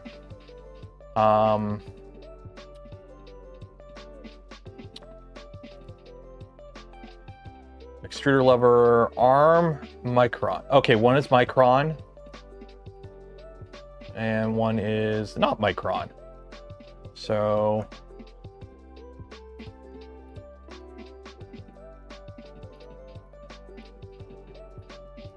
Oh, shoot. Shoot. Jabberwocky. STLs. Extruder front cover. Dude, it is crazy windy out. Micron and arm. Okay, so micron, arm. Okay, so the thicker one is micron, so don't use the thicker one. So use the thinner one. Okay.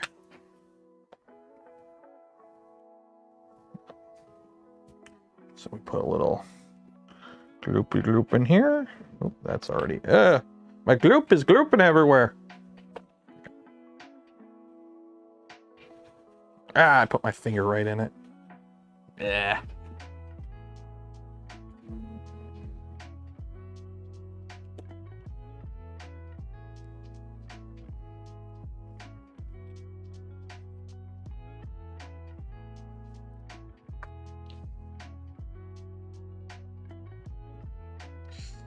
Okay, and then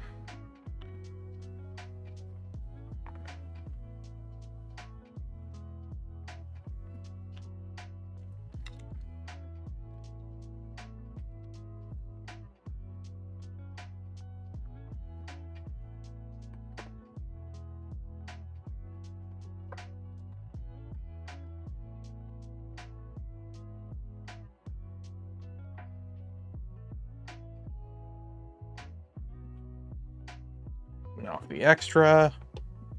Is this for box turtle? It is for whatever multi-material system I want to play with, because we have a box turtle and we have a BigTreeTech VVD. And I don't have any of my V2s or any of my printers set up with cutting tool heads because I haven't needed them. And now that we are going to be playing around with cutting tool heads, I need to set it up for cutting tool head because I am going to be playing with multi-material stuff. So. Okay, hopefully I didn't F this up and they still attract. Good, they do. Good. Good. Okay. So we're basically just getting everything. Where'd the manual go? did I closed the manual? 1 second. I accidentally closed the manual. Go to the wiki, extruder assembly. So we did the extruder and front cover. Okay, so now we put that in that. And then that we magnet on the top. Okay, so magnet at the top. And those attract. And then that is an M3 or an M216. This can be done as a last step for safety. I'm going to do it now, otherwise I'm going to forget. I'll just put a piece of tape on it or something so I don't accidentally stab myself. That would be bad. You know how much paperwork that would be? Then again, we don't have OSHA here, so.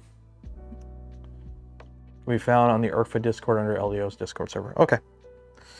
Join another Discord.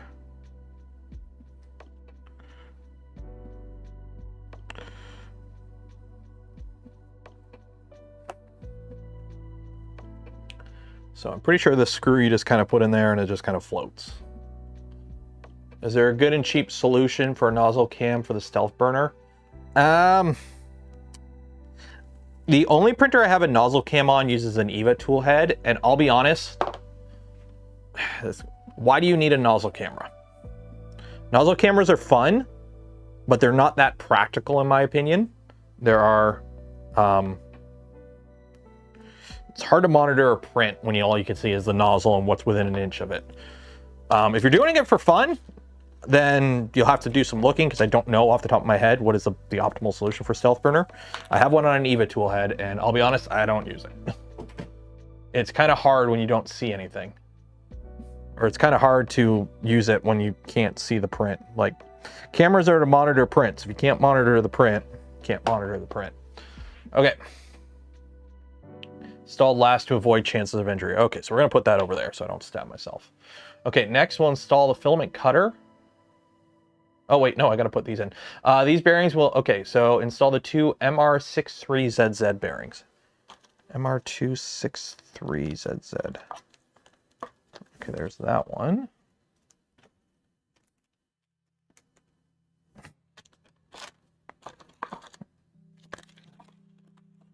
MR263ZZ, there we go. Thought the bag was empty, they were stuck under the label. Nozzle cam is better suited for Obico that can avoid spaghetti. Yeah, like, if you are using that stuff, I don't. My spaghetti detection is me having a tab on my computer open with the web browser to the printer, me watching the print. That is my spaghetti detection. All right, so we got these two bearings that go in here.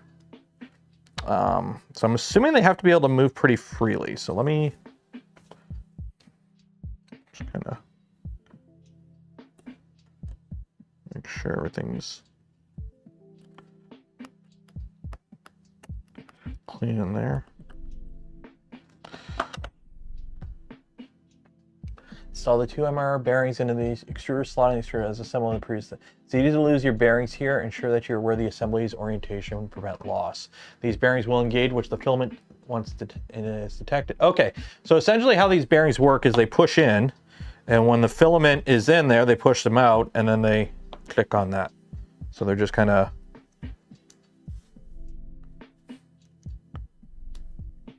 so that means when we run filament through this, keep needing to grab more filament.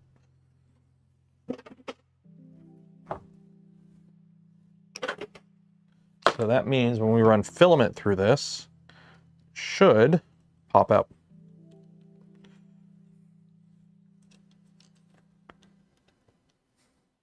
Yep.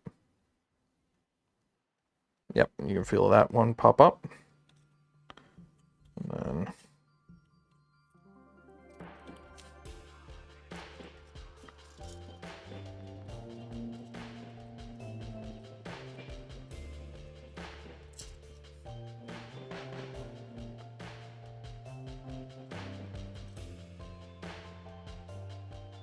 yep, so both those pop up.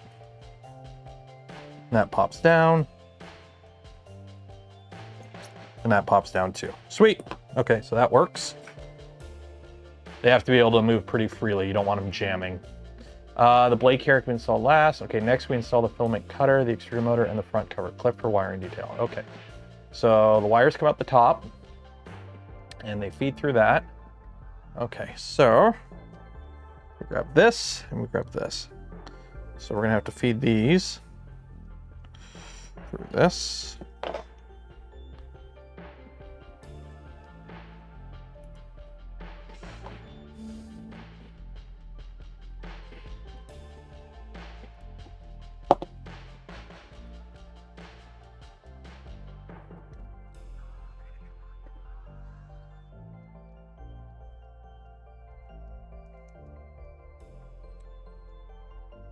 Do one wire at a time.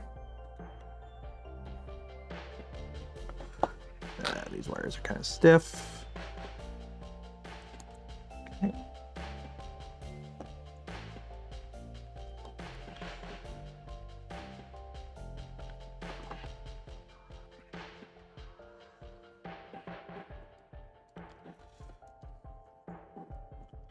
That goes through there.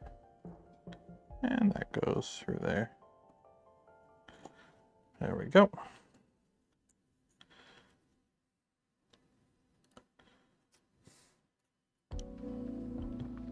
And those all come out there.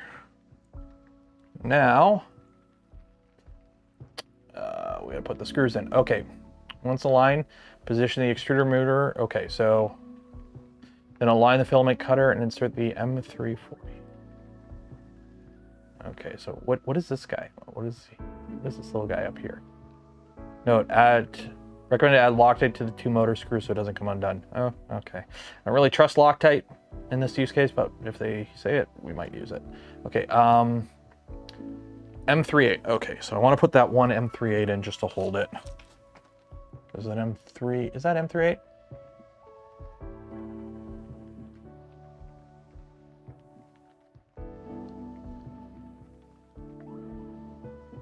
Oh, M312. Okay. So M312. We got one.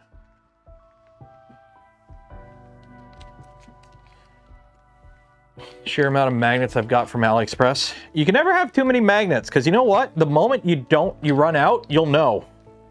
Like, that's the worst part, is when you have so many magnets or, you know, other component that you use a lot, and you're like, yeah, I got so many of these, it's great. And then one day you'll run out and you'll go, where'd all my magnets go? And it's gonna suck. You're like, where'd all my magnets go? I want my magnets.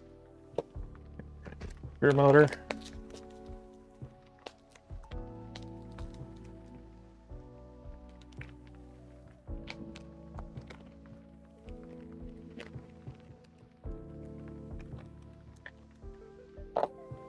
Okay. Wait. Start by inserting the M312 into the cover and slowly hold it in place. To check the alignment of that using, okay, and listen for the clicking, then align. What? Start by inserting the M312 button head cap screw through the cover and lightly tighten to hold it in place. This is a good time to check the alignment of that. The 2 bearings, okay, and using a piece of filament to engage checking the micro switches. Then align the filament cutter and insert the button head cap screws, and then okay, so then M340. So that's Garbo. That's Garbo. 340. 345.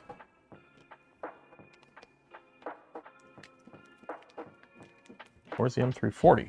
35, 45, 40. There's one.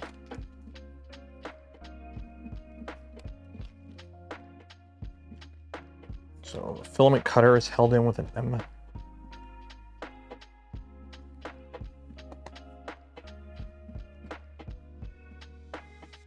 M340 goes to that filament cutter. And what's okay?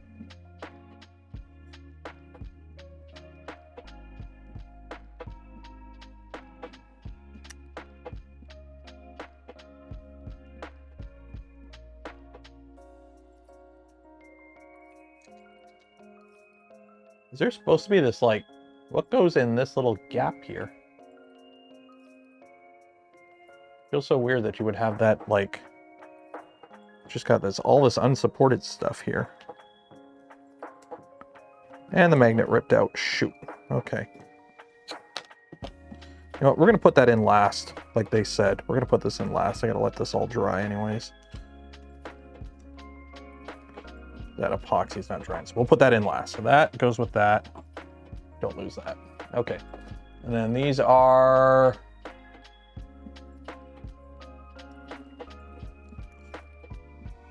Make sure those click. They oppose each other? Do they oppose each other? Why do they oppose each other? Why would they oppose each other? Blue and blue. Oh, geez. Yeah, they are supposed to oppose each other. Good point. Good point.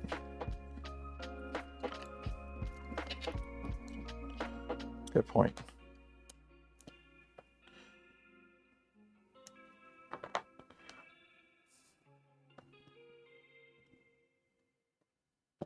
There we go.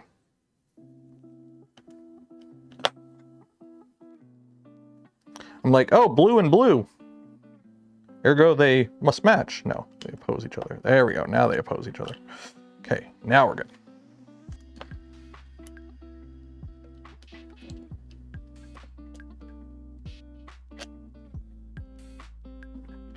Yeah, they oppose each other.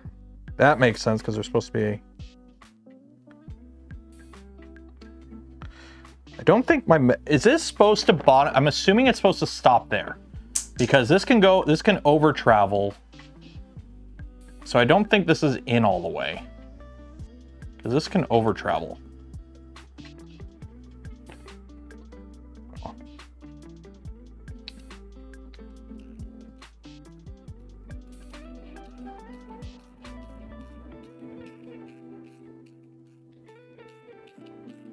Then again, you can adjust it with the actual end stop anyways, so it's not a big deal.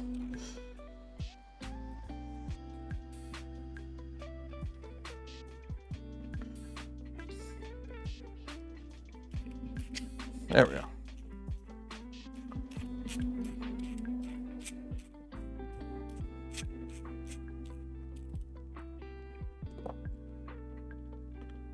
That is sharp. That is sharp. There is... Yeah, that ain't in all the way because it's blocking it. Yep, so that is incorrectly assembled. So I got to take this apart. Great, that is incorrectly assembled. I don't know if we can make this work. That is not in enough. I don't like blind joints.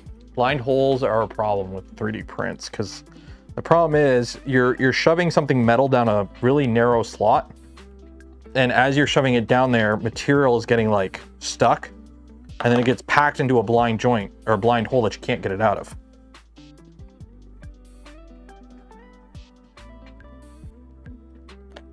To get it out, you gotta like unlock this. Jeez, come on. Okay, that comes out. So then how am I supposed to clear out a hole? Like, how's this supposed to work? Because I can't get this in all the way.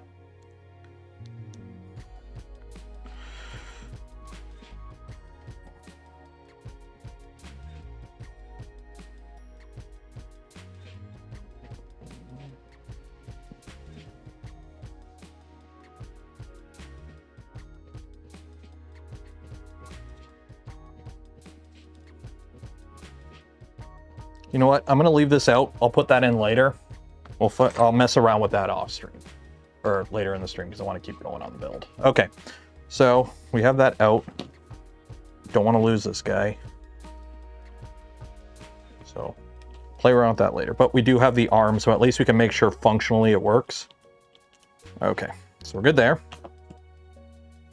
Let's go back to this. Reprint the new holder. Yeah, I'll print a new one or something. Doesn't he? The V82. Okay, I'll print that then. Okay, and now we got to add the motor. So let's make sure that our things click. So I gotta mute the music so I can actually hear it. Mute. Sorry, I have speakers, so I have to hear.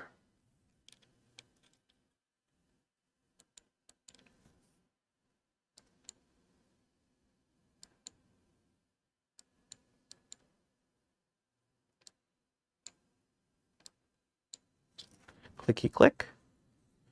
Let's go in from the bottom.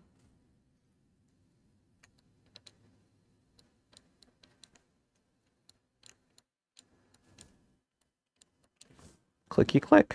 I think we're good.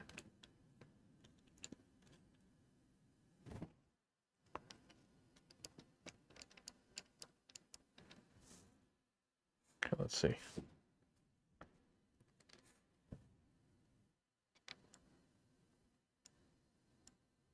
You hear it?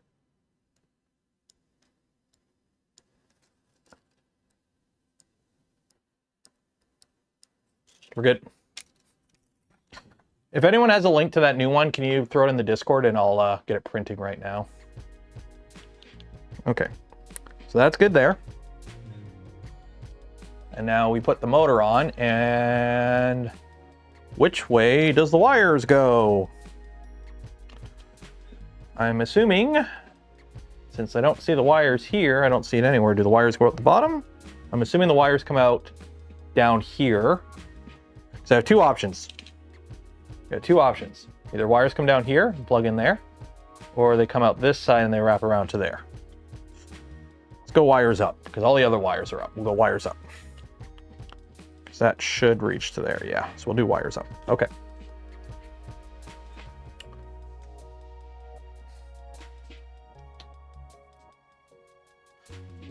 Okay, so let's close this. Okay. The latch side extruder, the extruder lock arm. So these are M345s. I only have one M345. I'm assuming the M345 is this long guy here.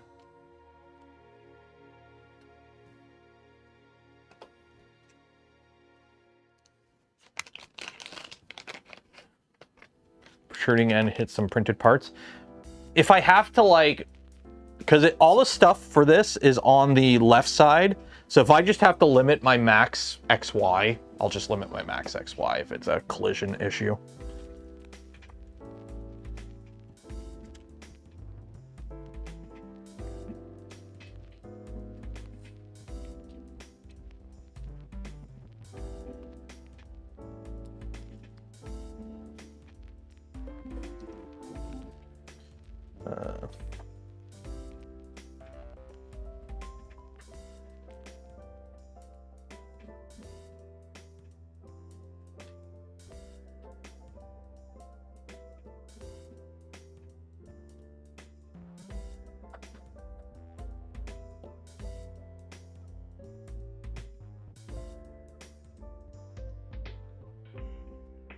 Okay, that's that. I'm trying to figure out what this big...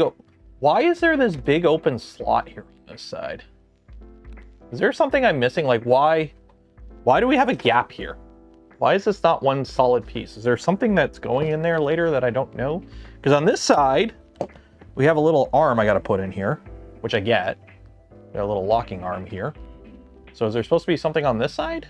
Am I missing something? It's just a gap.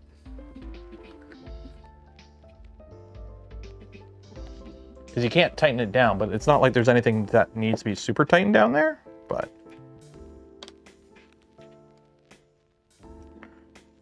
Okay, anyways. That goes that way, and then what do we need? M335 there. Okay.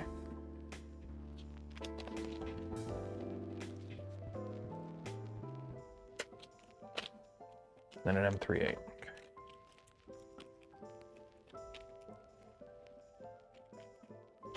It's on the bottom part of the tool head. Huh? Oh, it's on the bottom part of the tool head. I see what you mean.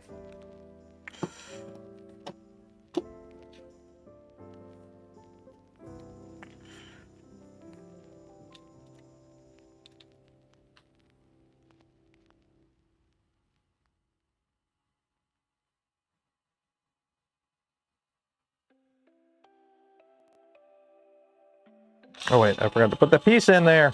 One second.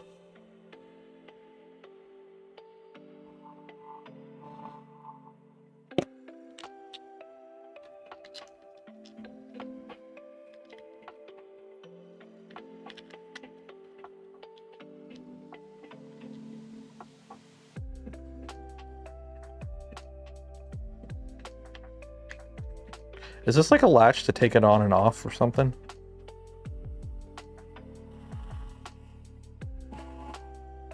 Do not make them too tight. I won't. I got this on the lowest torque setting anyways.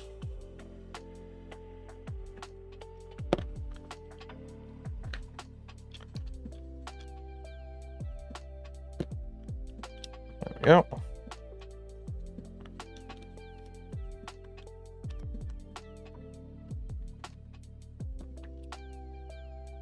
Okay, and then we have an M3-8.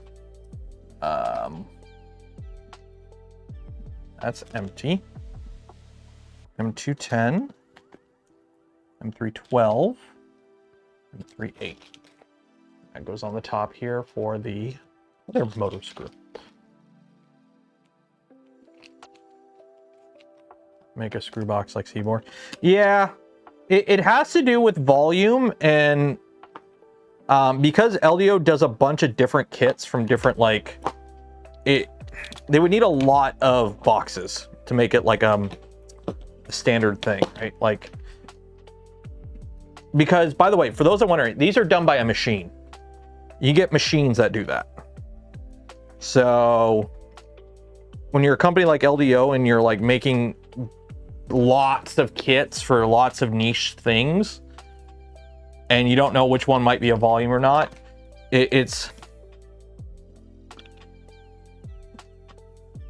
easier sometimes just to go with the bags, because then you just have the robot spit the kits out.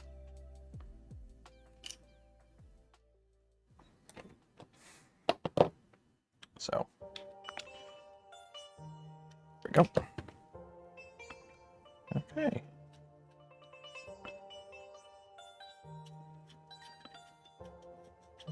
That moves nice and freely.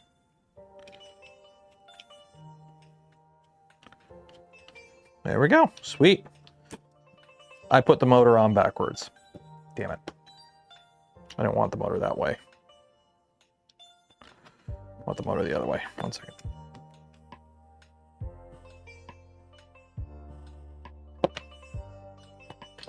The wire's coming up the top. Don't use the lock. Yeah, I'm not using Loctite. I've never really used Loctite.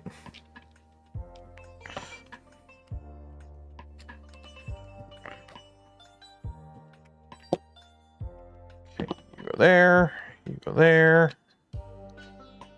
That fits in that slot. We're good there.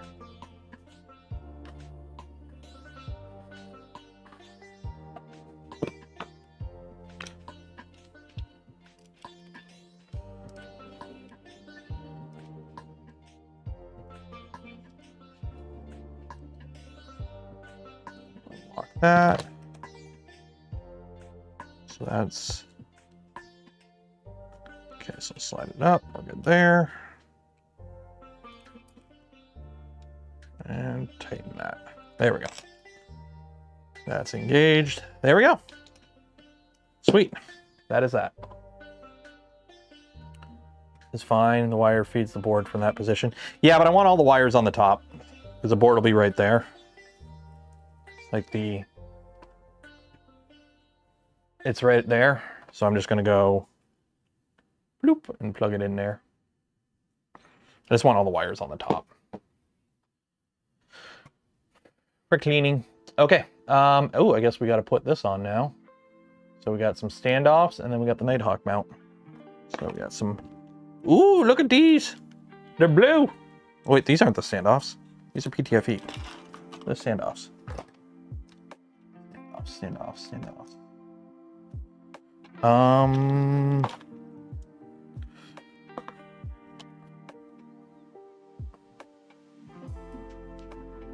Knurls found in the Nighthawk kit. Oh, they're in the Nighthawk kit.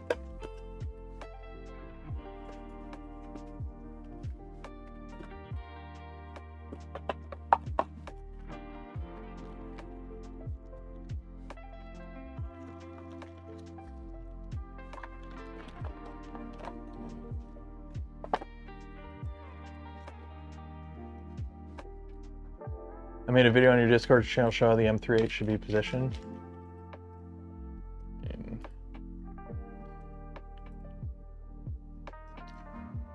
How the M38 should be positioned. I mean the M38, so. By the way, for those wondering about the foaming TPU, this. Take care, Terrence. Appreciate the help. Yep.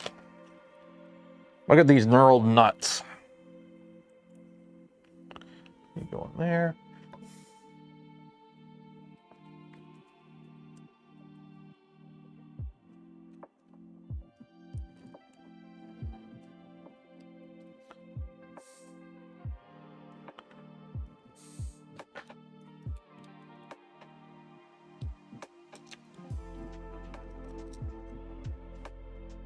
Yep.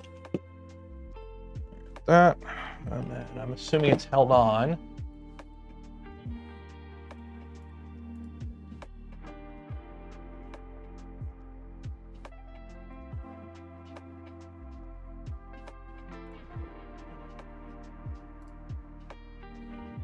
What is it held on with? M38s. Okay.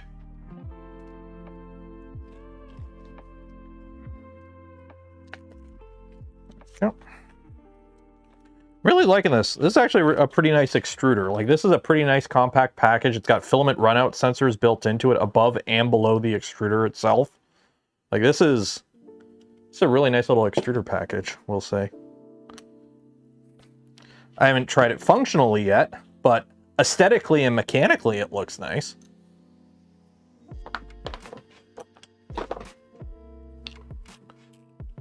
And that's all that matters, right? As long as it looks good.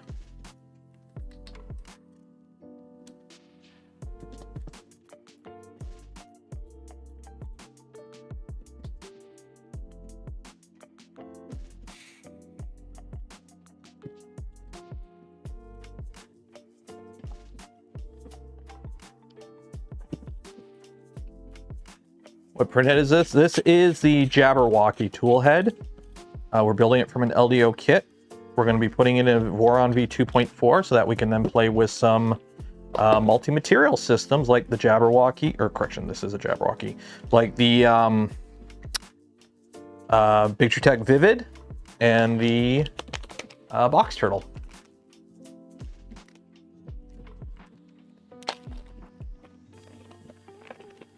I'm going to put it on now. I don't know why I'm putting it on now. Also, I don't know what these extra holes are for. Are they just, you can... Oh, they just have extra mounting holes. Okay. Hopefully this fits. Oh yeah, that'll work. That'll reach. Okay, cool. I'm assuming more M38s.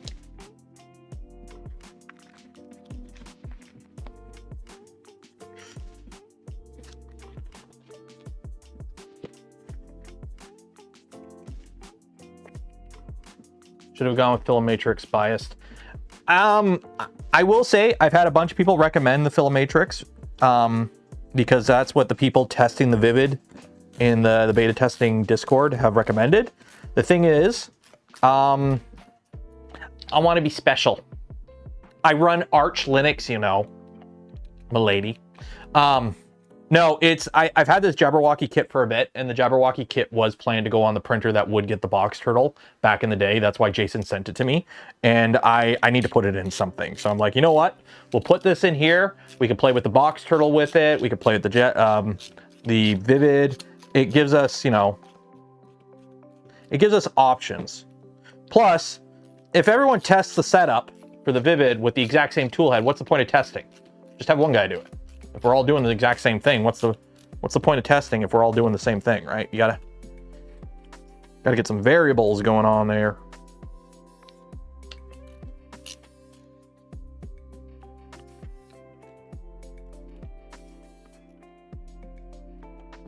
I love how you can put 4 screws in this just to really hold it down. What is the best Voron? The best Voron is the V1.6. Or the V1.5 for those who know. Or correction, the V1.55.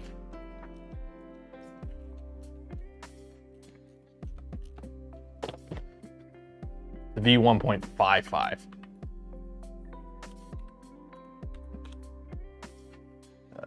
posts. Let's see, can I find, actually, I know where I could find a picture. 1 second here. Posts. New. Is there a way to search by oldest? Showing all posts. I know that. I'll just scroll to the bottom. Like, I don't post a ton to Reddit, so it shouldn't be that much.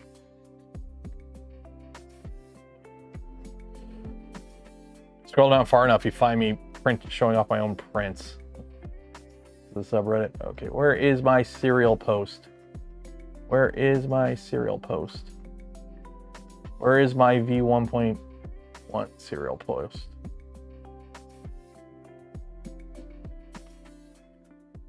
Where is it? Oh, here we go. Here we go.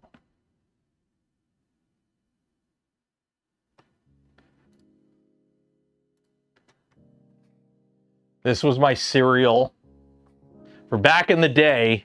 This was my post for my March 3rd, 2018. This is where I got my very first Voron serial. March 3rd, 2018, my first post.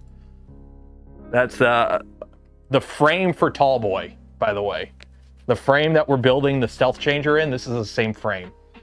So this is a V1.5 with PETG parts printed on a Monoprice Select Mini. It's running with a ramps just by its side. By the way, standards for serials were different back in the day. Modded one double belted Z, one motor. These are the V2.0 belt chains that I use for Z wiring. Random AliExpress extruder. Look at that wiring on the ramps. Ricky Brady.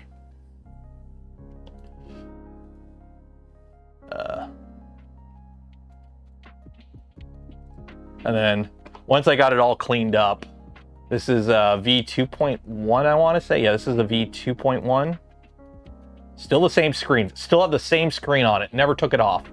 But V2.1 and then V1.5 when I got it all rebuilt and cleaned up and whatnot.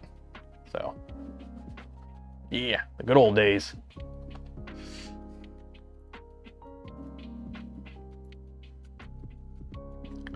And then, just so you know, this is how I printed all the parts for my first Voron.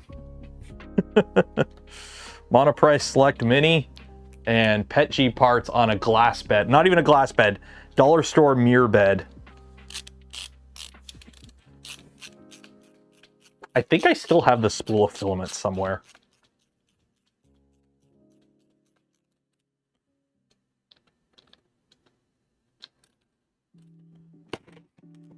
Yeah, mirror bed with a webcam, and then the rat's probably just hanging on the shelf with the old crappy metal extruder with some random heat sinks I stuck on it for no reason.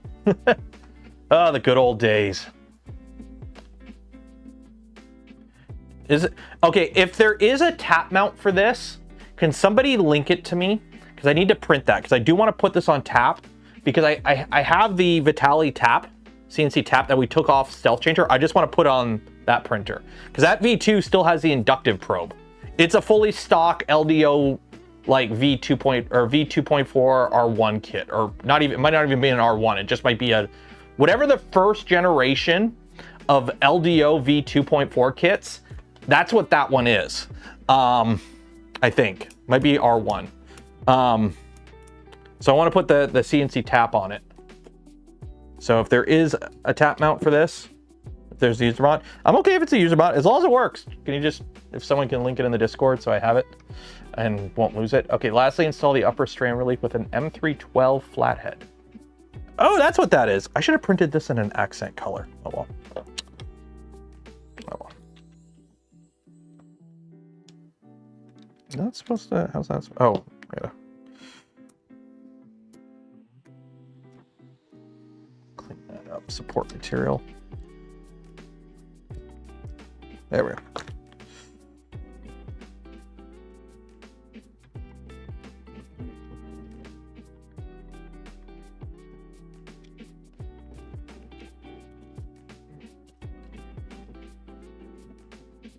Is that right?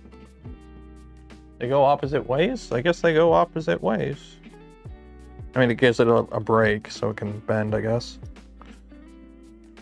Okay. M312 flathead cap screw. I have one.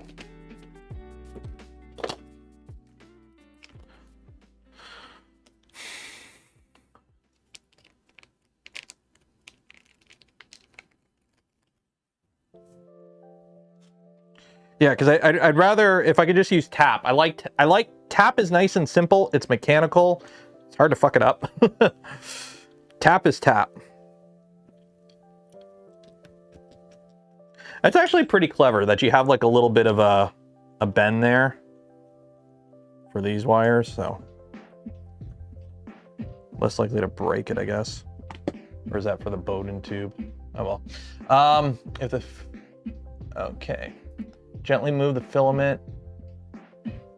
Test it by loading a piece of filament. Feel how easily it passes through the system. You can also click. Okay, so we've already done that. The filament feels too tight. You can retune the filament grip using the M36 and the Geiler. The goal is to achieve a secure grip without etc. If the grip is too tight, you notice deep indentation in the filament. Okay, so we'll fiddle with all that another day, but let me make sure that. So that plugs in there. And then we have the LEDs, which I don't know where those go. And then we got end stops. Do we have a picture of the wiring? No, they don't give you a picture yet of the wiring. Okay, so I'm just gonna plug them in because I don't want to lose them. Probe. End stops. So that's fan, thermistor, X end stop, Y end stop. So these are the two end stops. So I'm assuming I'm just gonna plug it in bottom to bottom for now, and top to top. And if I gotta swap them, I'll swap them. I just don't want the wires bouncing around, getting yanked. See, that's why I did the motor wires on the, oh shit, sorry. That's why I did the motor wires on the top, because now all the wires are contiguous. Although I think we have a breakout cable for these guys. I don't know where these guys go. Ah! Yeah. Cool. Okay, so that is that. Let me put some filament through it, make sure it works.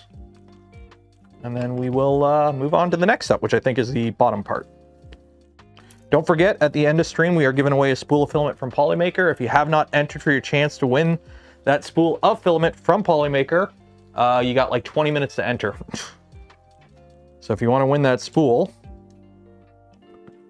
okay, let me make sure this clicks. Okay, that clicks.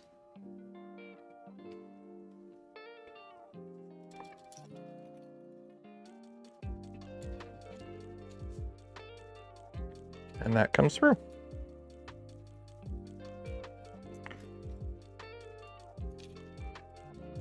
Very nice. Listen for the click. Yeah, we're good. There we go. Okay. Yeah, shoot, we only got 20 minutes left. Okay, enter for your chance to win some Polymaker filament. Link in the description. While you're down there, don't forget to like the smash button, ring the bell, subscribe if you're not subscribed. And if you want to help support the channel, the content I create, and the things I do, consider becoming a channel member, Patreon supporter. Or if you're really cool, gifting memberships to others. Or you can make Jeff Bezos pay. And if you find my Twitch account, give it a Twitch Prime.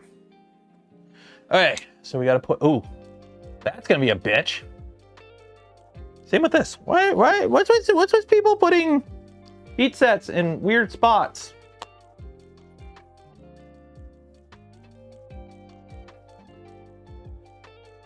What's with people putting heat sets in weird spots? I guess we're not doing that.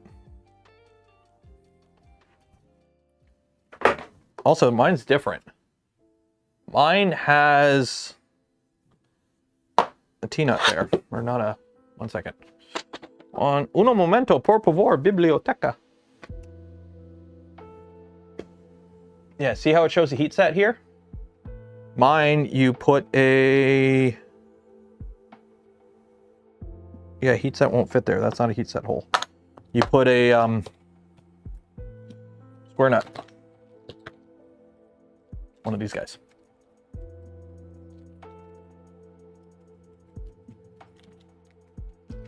User mod follow soon. Are we talking like soon tomorrow? Or soon like 2 weeks?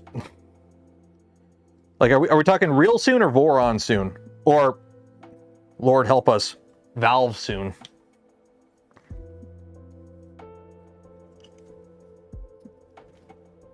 Okay, so that goes there. So this one I do have to put a heat set in. So I have my manual heat set iron.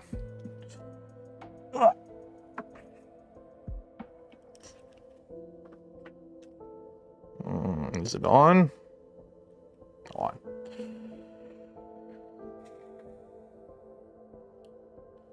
Makes more sense. Yeah, in that case, yeah. Like, I'm not unopposed to square nut, like pre-installed square nuts or hex nuts. It's just, if you can do heat sets, I'm a firm believer heat sets are pretty much better in every way.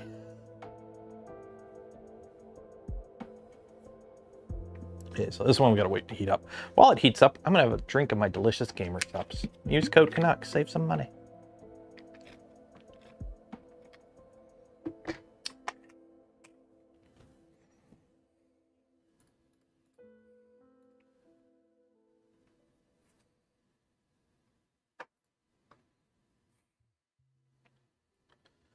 Ba-ba-ba-da.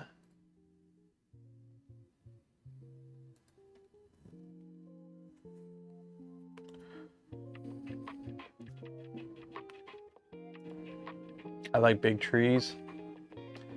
As long as they're climbable. We used to have like this willow tree in my front yard and it got too big. So I chopped it down. By the way, it is fun chopping down a massive willow tree with a Sawzall. Because I literally woke up one morning and went, yeah, no, it was like soon after we got the house. It's like right after we got the house. I woke up and I'm like, when we got the house, I trimmed the tree like 6 feet from the house because when we got the house, the tree was like, the branches were rubbing on the shingles. And it was wearing, you don't want trees rubbing on your shingles. If you have a tree near your house and the tree is rubbing on your shingles, cut that shit away from the house because it'll destroy your shingles real quick. So anyways, so I cleared it.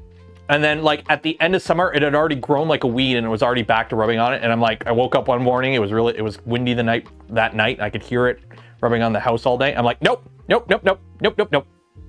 Sawzall, chop that thing right down. I mean, we were planning to get rid of it anyways because it was like way overgrown because it had been like left to its own devices for too long by the previous owners, but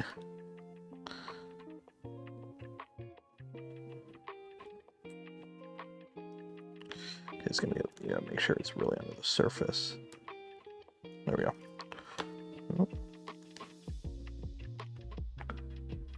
There we go. So this is just a heat set iron with a piece of brass that's flat on one side so that I can push down from the sides. I wish I had a longer piece of brass. I might make one in the future out of, you know, take something from a kit and mangle it and make it my own, but yeah. Shingles, yeah. I have asphalt shingles on my roof, 50-year asphalt shingles.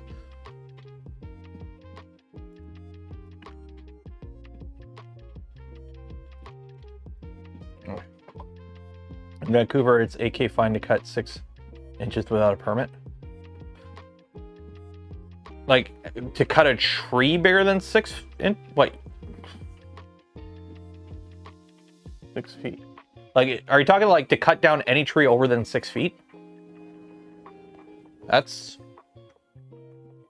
Like, I can get it. I can get, especially if like the tree's in your front yard. In the city, especially because the thing is, a lot of cities, at least here in Canada, it's a thing. When they put in a new subdivision, right? What they'll do is they'll put in the subdivision, and then like a year or two later, they'll come by and they'll put a tree in your front yard. Like this was a thing when I grew up, and like every house, because I think there were like two or three houses I lived in when I was growing up, where like we bought a house that was in a newly built subdivision as they were building it. And like every time the city comes by and puts a tree in your front yard, and it's like, this is your tree, take care of it. Because, you know, in 50 years from now, it'll look great, but you got to put the tree in at some point. And, you know what, we got 13 minutes. I'm going to save this for tomorrow. We'll save this for tomorrow.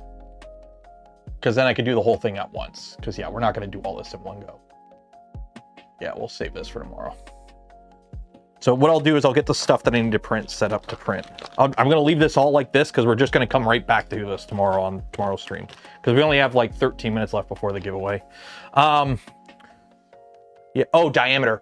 You know what's funny? I don't think the tree was 6-inch diameter.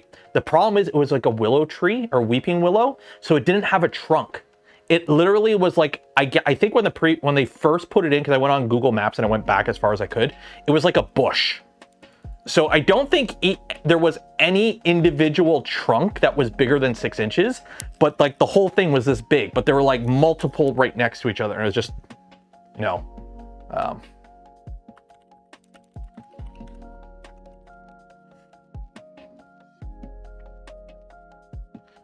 yeah, it was like some willow tree. It was a mess. It was a mess.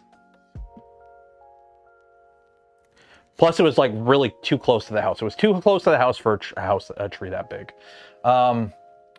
Because also, one thing you need to worry about is if you have a tree that's too big, too close to your house, the roots get into your weeping system around your foundation, and they can clog it up, and then you can have foundation issues. So you got to be careful if you have a tree. You want a tree near your house for shade. It helps with like keeping the house cool in the summer and, you know, aesthetics and whatnot. But you don't want it too close to your house. My mom had the house my mom lives in was like the house I lived in when I was a kid. Like, I think they got it in like 2000. So they put a pine tree in the front yard, and 25 years later, it got so big they had to chop it down because like one side of it was just dead, and it was like getting into the weeping system around the house. So they had to chop it down. So I think this has some LEDs that go on this little guy. So this guy has this little LED thing goes in here, and these are for lighting up the nozzle, I think. Well, that's cool. You have this little piece right here that goes somewhere in here. Cool. So we have nozzle lights. I like packing the plants. I'll be honest, I like one tree in the yard, grass, and any accents, gravel. I love me volcanic rocks. Although you gotta be careful, my house faces north, so the front of my house is actually kind of not great for, I got like moss problems in front of my house. Like my concrete like little step in the front of the house, it's like I have to power wash it every year because it's always facing north, so it never gets direct sunlight. So it just gets all, I don't know, algae grows on it. So I have to power wash my step every now and then. I might epoxy it. I should epoxy it. Do epoxy. Okay, so we're gonna do the giveaway in 10 minutes. If you have not entered, enter for the giveaway in 10 minutes. I gotta get some stuff printing here. So let's see here.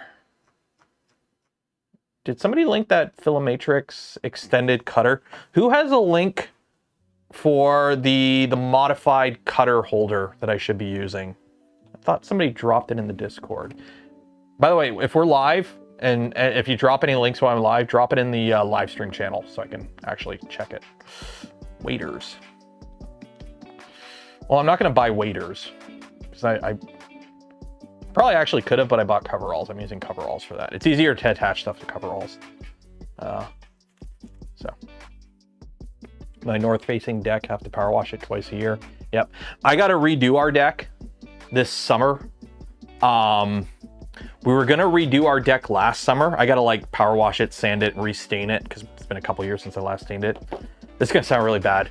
We couldn't do it last summer because of the dog, because the dog has to go out through the sliding door and then go down the stairs so he can go out and poop and whatnot. But that's like the only way he can go out. He can't we can't take him through the garage like we used to or anything like that, like when we built the deck.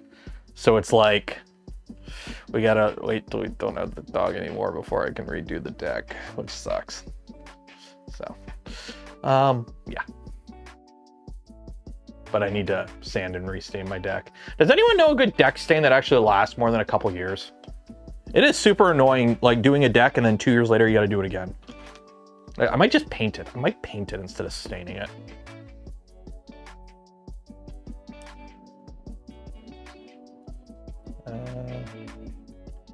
Let's see here. Lower toolhead, Jabberwocky. STLs, yeah, so they don't have that extended cutter because the cutter that I used. Oh, I also have this. I don't know what this is from. Was I supposed to use this something? But I don't have it. Pre-78. What does pre-78 mean? I printed it. I don't know what I use it for. Composite. Well, the problem is I built my deck without composite material, so it's not like I can... I'm not going to rip it all up. The deck's only like 9 years old.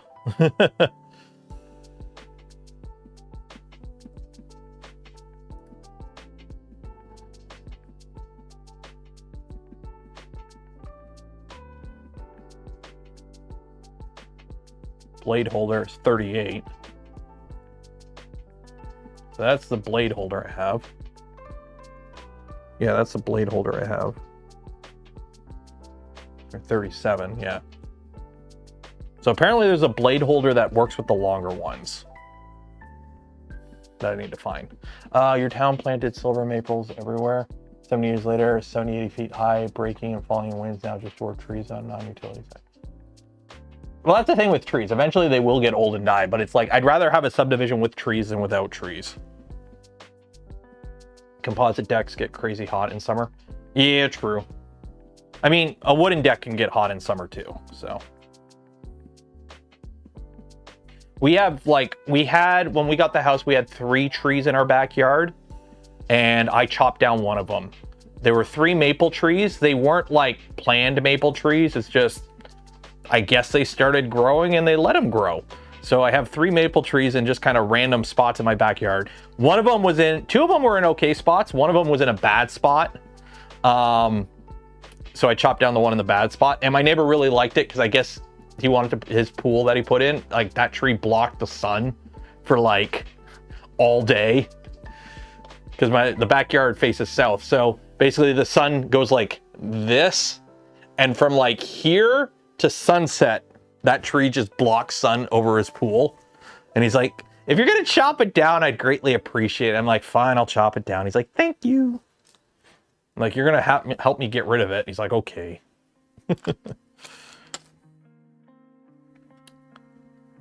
Neto, cheers for becoming a channel member. Appreciate it. Got 5 minutes left, then we're gonna do the giveaway. I will say, I do really like this extruder package. Like the fact that it's got the 2 sensors in there is really nice. So I do like this extruder package, and then you can easily adjust it if you need to. Just put a little 1 turn of pre-tension or something. Like this is a pretty nice extruder package. I'm pretty happy with this.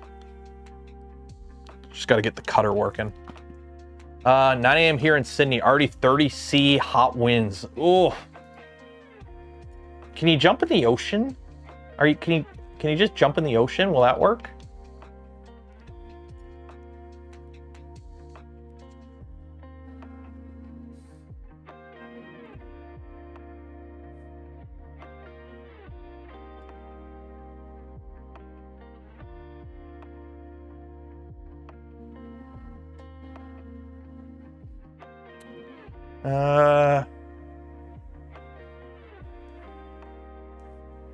Forage sunset on the block.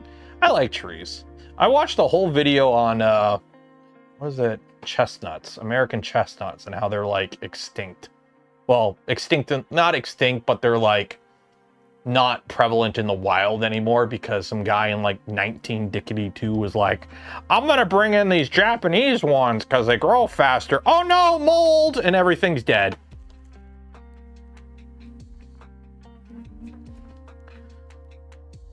House insurance. Yeah, if the trees are at risk of falling on the house.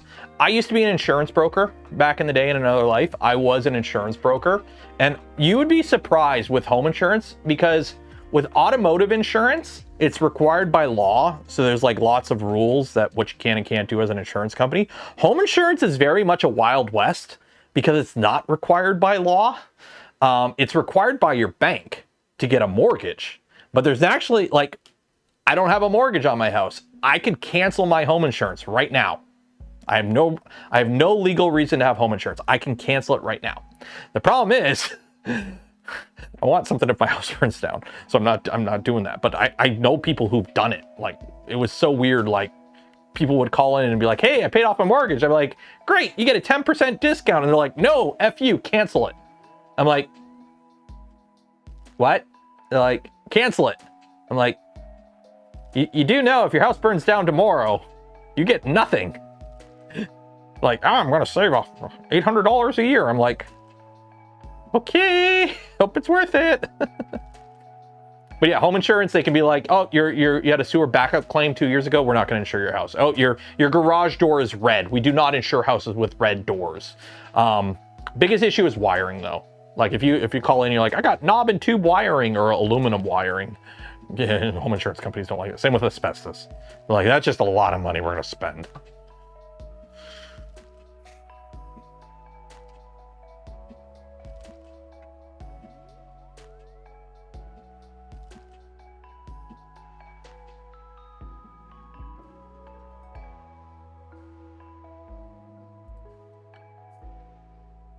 $800 a year, moving to Canada. Our home insurance is, this was an old guy. Like, when you're that old and your house is paid for, you probably, mine's not $800 a year. Mine is, I think $1,100 a year for home insurance. It's either just above or just below. Like, I'm paying just above or just below $100 a month. I can't remember. Problem is all my payments are automatic. So I get the renewal once a year and I look at it and then I throw it in a closet and then I forget about it. And it's like, oh, it just does it automatically. Yours is thousands a year?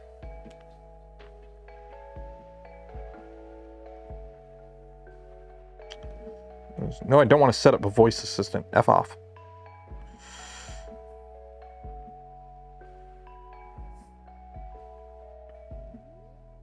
Everything has to have an AI now. Oh, you live in Florida. Well, there's your problem. Don't live in Florida. That shit, like, just blows away. Okay, we got 1 minute. If you haven't entered for your chance to win some polymaker filament, do this now. We're going to do the giveaway in a minute. So you got 1 minute. Yeah, most insurance companies left Florida. The government isn't making it any easier, and the fact that, you know, things are getting worse in terms of climate, and your whole state, literally, it's like, hey, the water goes up 2 feet, half the state is gone. And that shit will happen, okay? You want to know how you know global warming is, you know, really happening and sea level rise is a thing? It's because the insurance companies are like, F that dog, we ain't insuring that shit. We know what's going to happen in 50 years. We don't want to deal with the fallout of, you know, having all our money go away because, you know, people built on something that's going to be underwater in a bit. So you can say whatever you want about whatever your personal beliefs, but when it comes to money and the companies that make money off of the risk of shit going bad, and they go, hey, this ain't going to get any better, we're going to lose money, we're pulling out, follow the money. At least in that regard. It's around 600. My house is 1,100 square feet. So it's a raised ranch. So you walk in the house, you have a little landing that's like, I don't know, 5 by 8 or whatever. So you have a little landing. It's like doors behind you. You got a closet, and then you have stairs that go up and down. And you go, stairs go up. It's 1,100 square feet. You got 3 bedrooms, kitchen, living room, bathroom. And then stairs go down. You have laundry room, family room, 2 bedrooms, and a bathroom. The basement was finished by the previous owner. I wish they didn't, because they did not do a good job. So that's why I don't have any problems about punching so many holes in the print room downstairs. Okay, let's do this giveaway. Save. Link to sheet, create. Close all this stuff. There we go. Copy. A, delete, Control V. By the way, hasn't quite been a week yet, but if you want an update on how Linux is going, honestly, I've got, for those that don't know, last Sunday I completely nuked my Windows install off my main desktop, and I've been 100% Linux on it. Like, literally, that's the only operating system on my desktop is Casio OS, and it took a little bit to get everything kind of sorted out, It wasn't too bad, but there was a bit of faffing about required for those first day or two. But now that I have everything set up, it is butter. It is butter. Like, my biggest takeaway with Linux as a main desktop environment is once it's working, it is better in every way than Windows. Like, once you get it working, and depending on what you want to do with your computer, that's going to either be like, if you just web browse and play the odd game, it's not that hard to set up at all, especially if you have normal hardware. But like the moment you want to do like, oh, you know, some live stream on it or do CAD work, then yeah, it's a little bit more involved. But like, once you have it set up and working, it just works. It's great. I love it. I'm loving it so far, at least. I haven't actually fully tried editing a video yet. We'll see how that goes. But I do have DaVinci Resolve Studio installed. How this wins is if you win, you get a spool of filament from Polymaker. But if I pick your ball and your ball wins, you get a free hat. Who's this ball right here? Music Junkie. If you win, you get a free hat along with your spool of filament. Good luck. Did I get Fusion? I haven't tried to get Fusion, and I'm honestly not that concerned with Fusion because I'll just go downstairs and use the computer in the print room downstairs, which has Windows on it. Same with this one. This computer has Windows on it. So I have no plans to swap either this computer or the computer in the basement to Windows or off Windows because I use them both for streaming. There's just, because there's more software that I end up having to use that isn't the most compatible with Linux while I'm streaming, I'm just leaving these on Windows. OBC? What's OBC? I have OBS, and I got the shortcuts working. If you watch the Twitch stream on Monday, I did get the shortcuts working in OBS now, so I do have the macro pad working fully now. Although the camera is still wonky. If you wondered why I was trying to do a Twitch stream, one, I had strep and I couldn't talk. And my throat is killing me right now. Hooray for medication. But I'm still having a little bit of wonkiness with the webcam. Some games, the webcam has no problems. Some games, like I tried with Cyberpunk, even though I didn't have plans to stream Cyberpunk, I can't run a webcam while I'm playing Cyberpunk for whatever reason. Even though I get better performance in Cyberpunk under Linux, the webcam just freezes. So I don't know if there's like some encoder I need to install or what, but it's just, I don't know, a little glitchy. But either way, it's been good.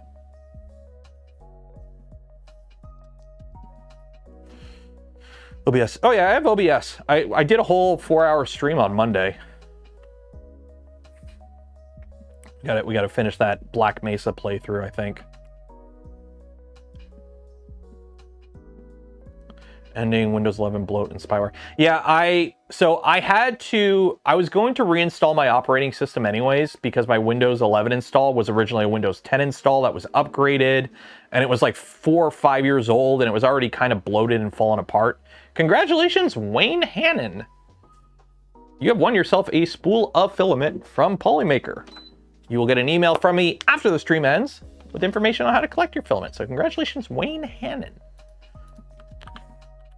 So yeah, so I was going to reinstall Windows anyways. I was going to reinstall my operating system anyways. Like, I keep all my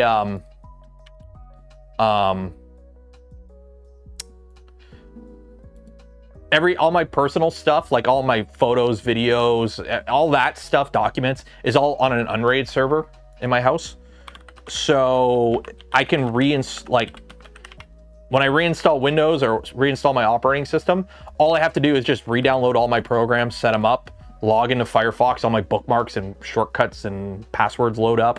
So it's honestly like, it's like a 2-hour thing, right? I have fast internet too, so that helps. Downloading games, because they're freaking stupidly big nowadays. But having fast internet helps. So it's not a huge thing to reinstall Windows. Linux took about 4 hours to get everything set up the way I like it. But it was like, well, I'm going to reinstall everything anyways. Let's try Linux and see how it goes. If it doesn't go well and I get, after like a couple weeks, if I don't like it, I'll just kill it and start reinstall Windows. Because I was going to reinstall Windows anyway. So I'm taking a side quest, trying Linux for a bit. So I think that's about it there. I think that's about there. You know what? I have everything here. I'll do the VVD tomorrow. We'll take a look at the VVD tomorrow. We'll take a look at the VVD tomorrow. I don't want to move everything here so I can unbox something and then I'm going to have stuff everywhere. We'll finish building the Jabberwocky, then we'll unbox the Vivid. So that will be tomorrow's stream. So that is going to be tomorrow's stream. So let me just, more scent. It's just a strep throat. It's not, I'm already on the upside of it. Wednesday sucked. Yesterday sucked. Or no, Wednesday sucked. Thursday wasn't too bad. Wednesday sucked. So we're gonna call it there. CPU power GUI is a good one. What's that? I just have B-top for measuring performance. That seems to work pretty good. And it's also like the Control-Alt-Delete-Kill programs if I need to thing, which I've had to do it once with Cyberpunk. And that was after leaving the game on for like overnight because I forgot it on. Okay, we're calling it there. Shout out to LDO for providing the Jabberwocky kit that we are currently using to build everything. If you want to get one for yourself, you can purchase it wherever fine LDO products are sold. Also, shout out to Big Tree Tech for the Vivid kit that we will put on this printer when we get it built eventually. And then also Polymaker for the spool filament giveaway this stream and every stream. Links for all of them and more in the video description. Some of them, like Gamer Subs, use code Canuck, save a little money. Also, for those that donate to the channel, gifted memberships to others, or became members of the channel yourself, I thank you for not being able to do the things I do, create the content I create. Without your continued support, you make it all possible. It is Friday. Enjoy the rest of your weekend, or enjoy your weekend. Be safe out there. Wash your hands. And I shall see you in the future. Good night.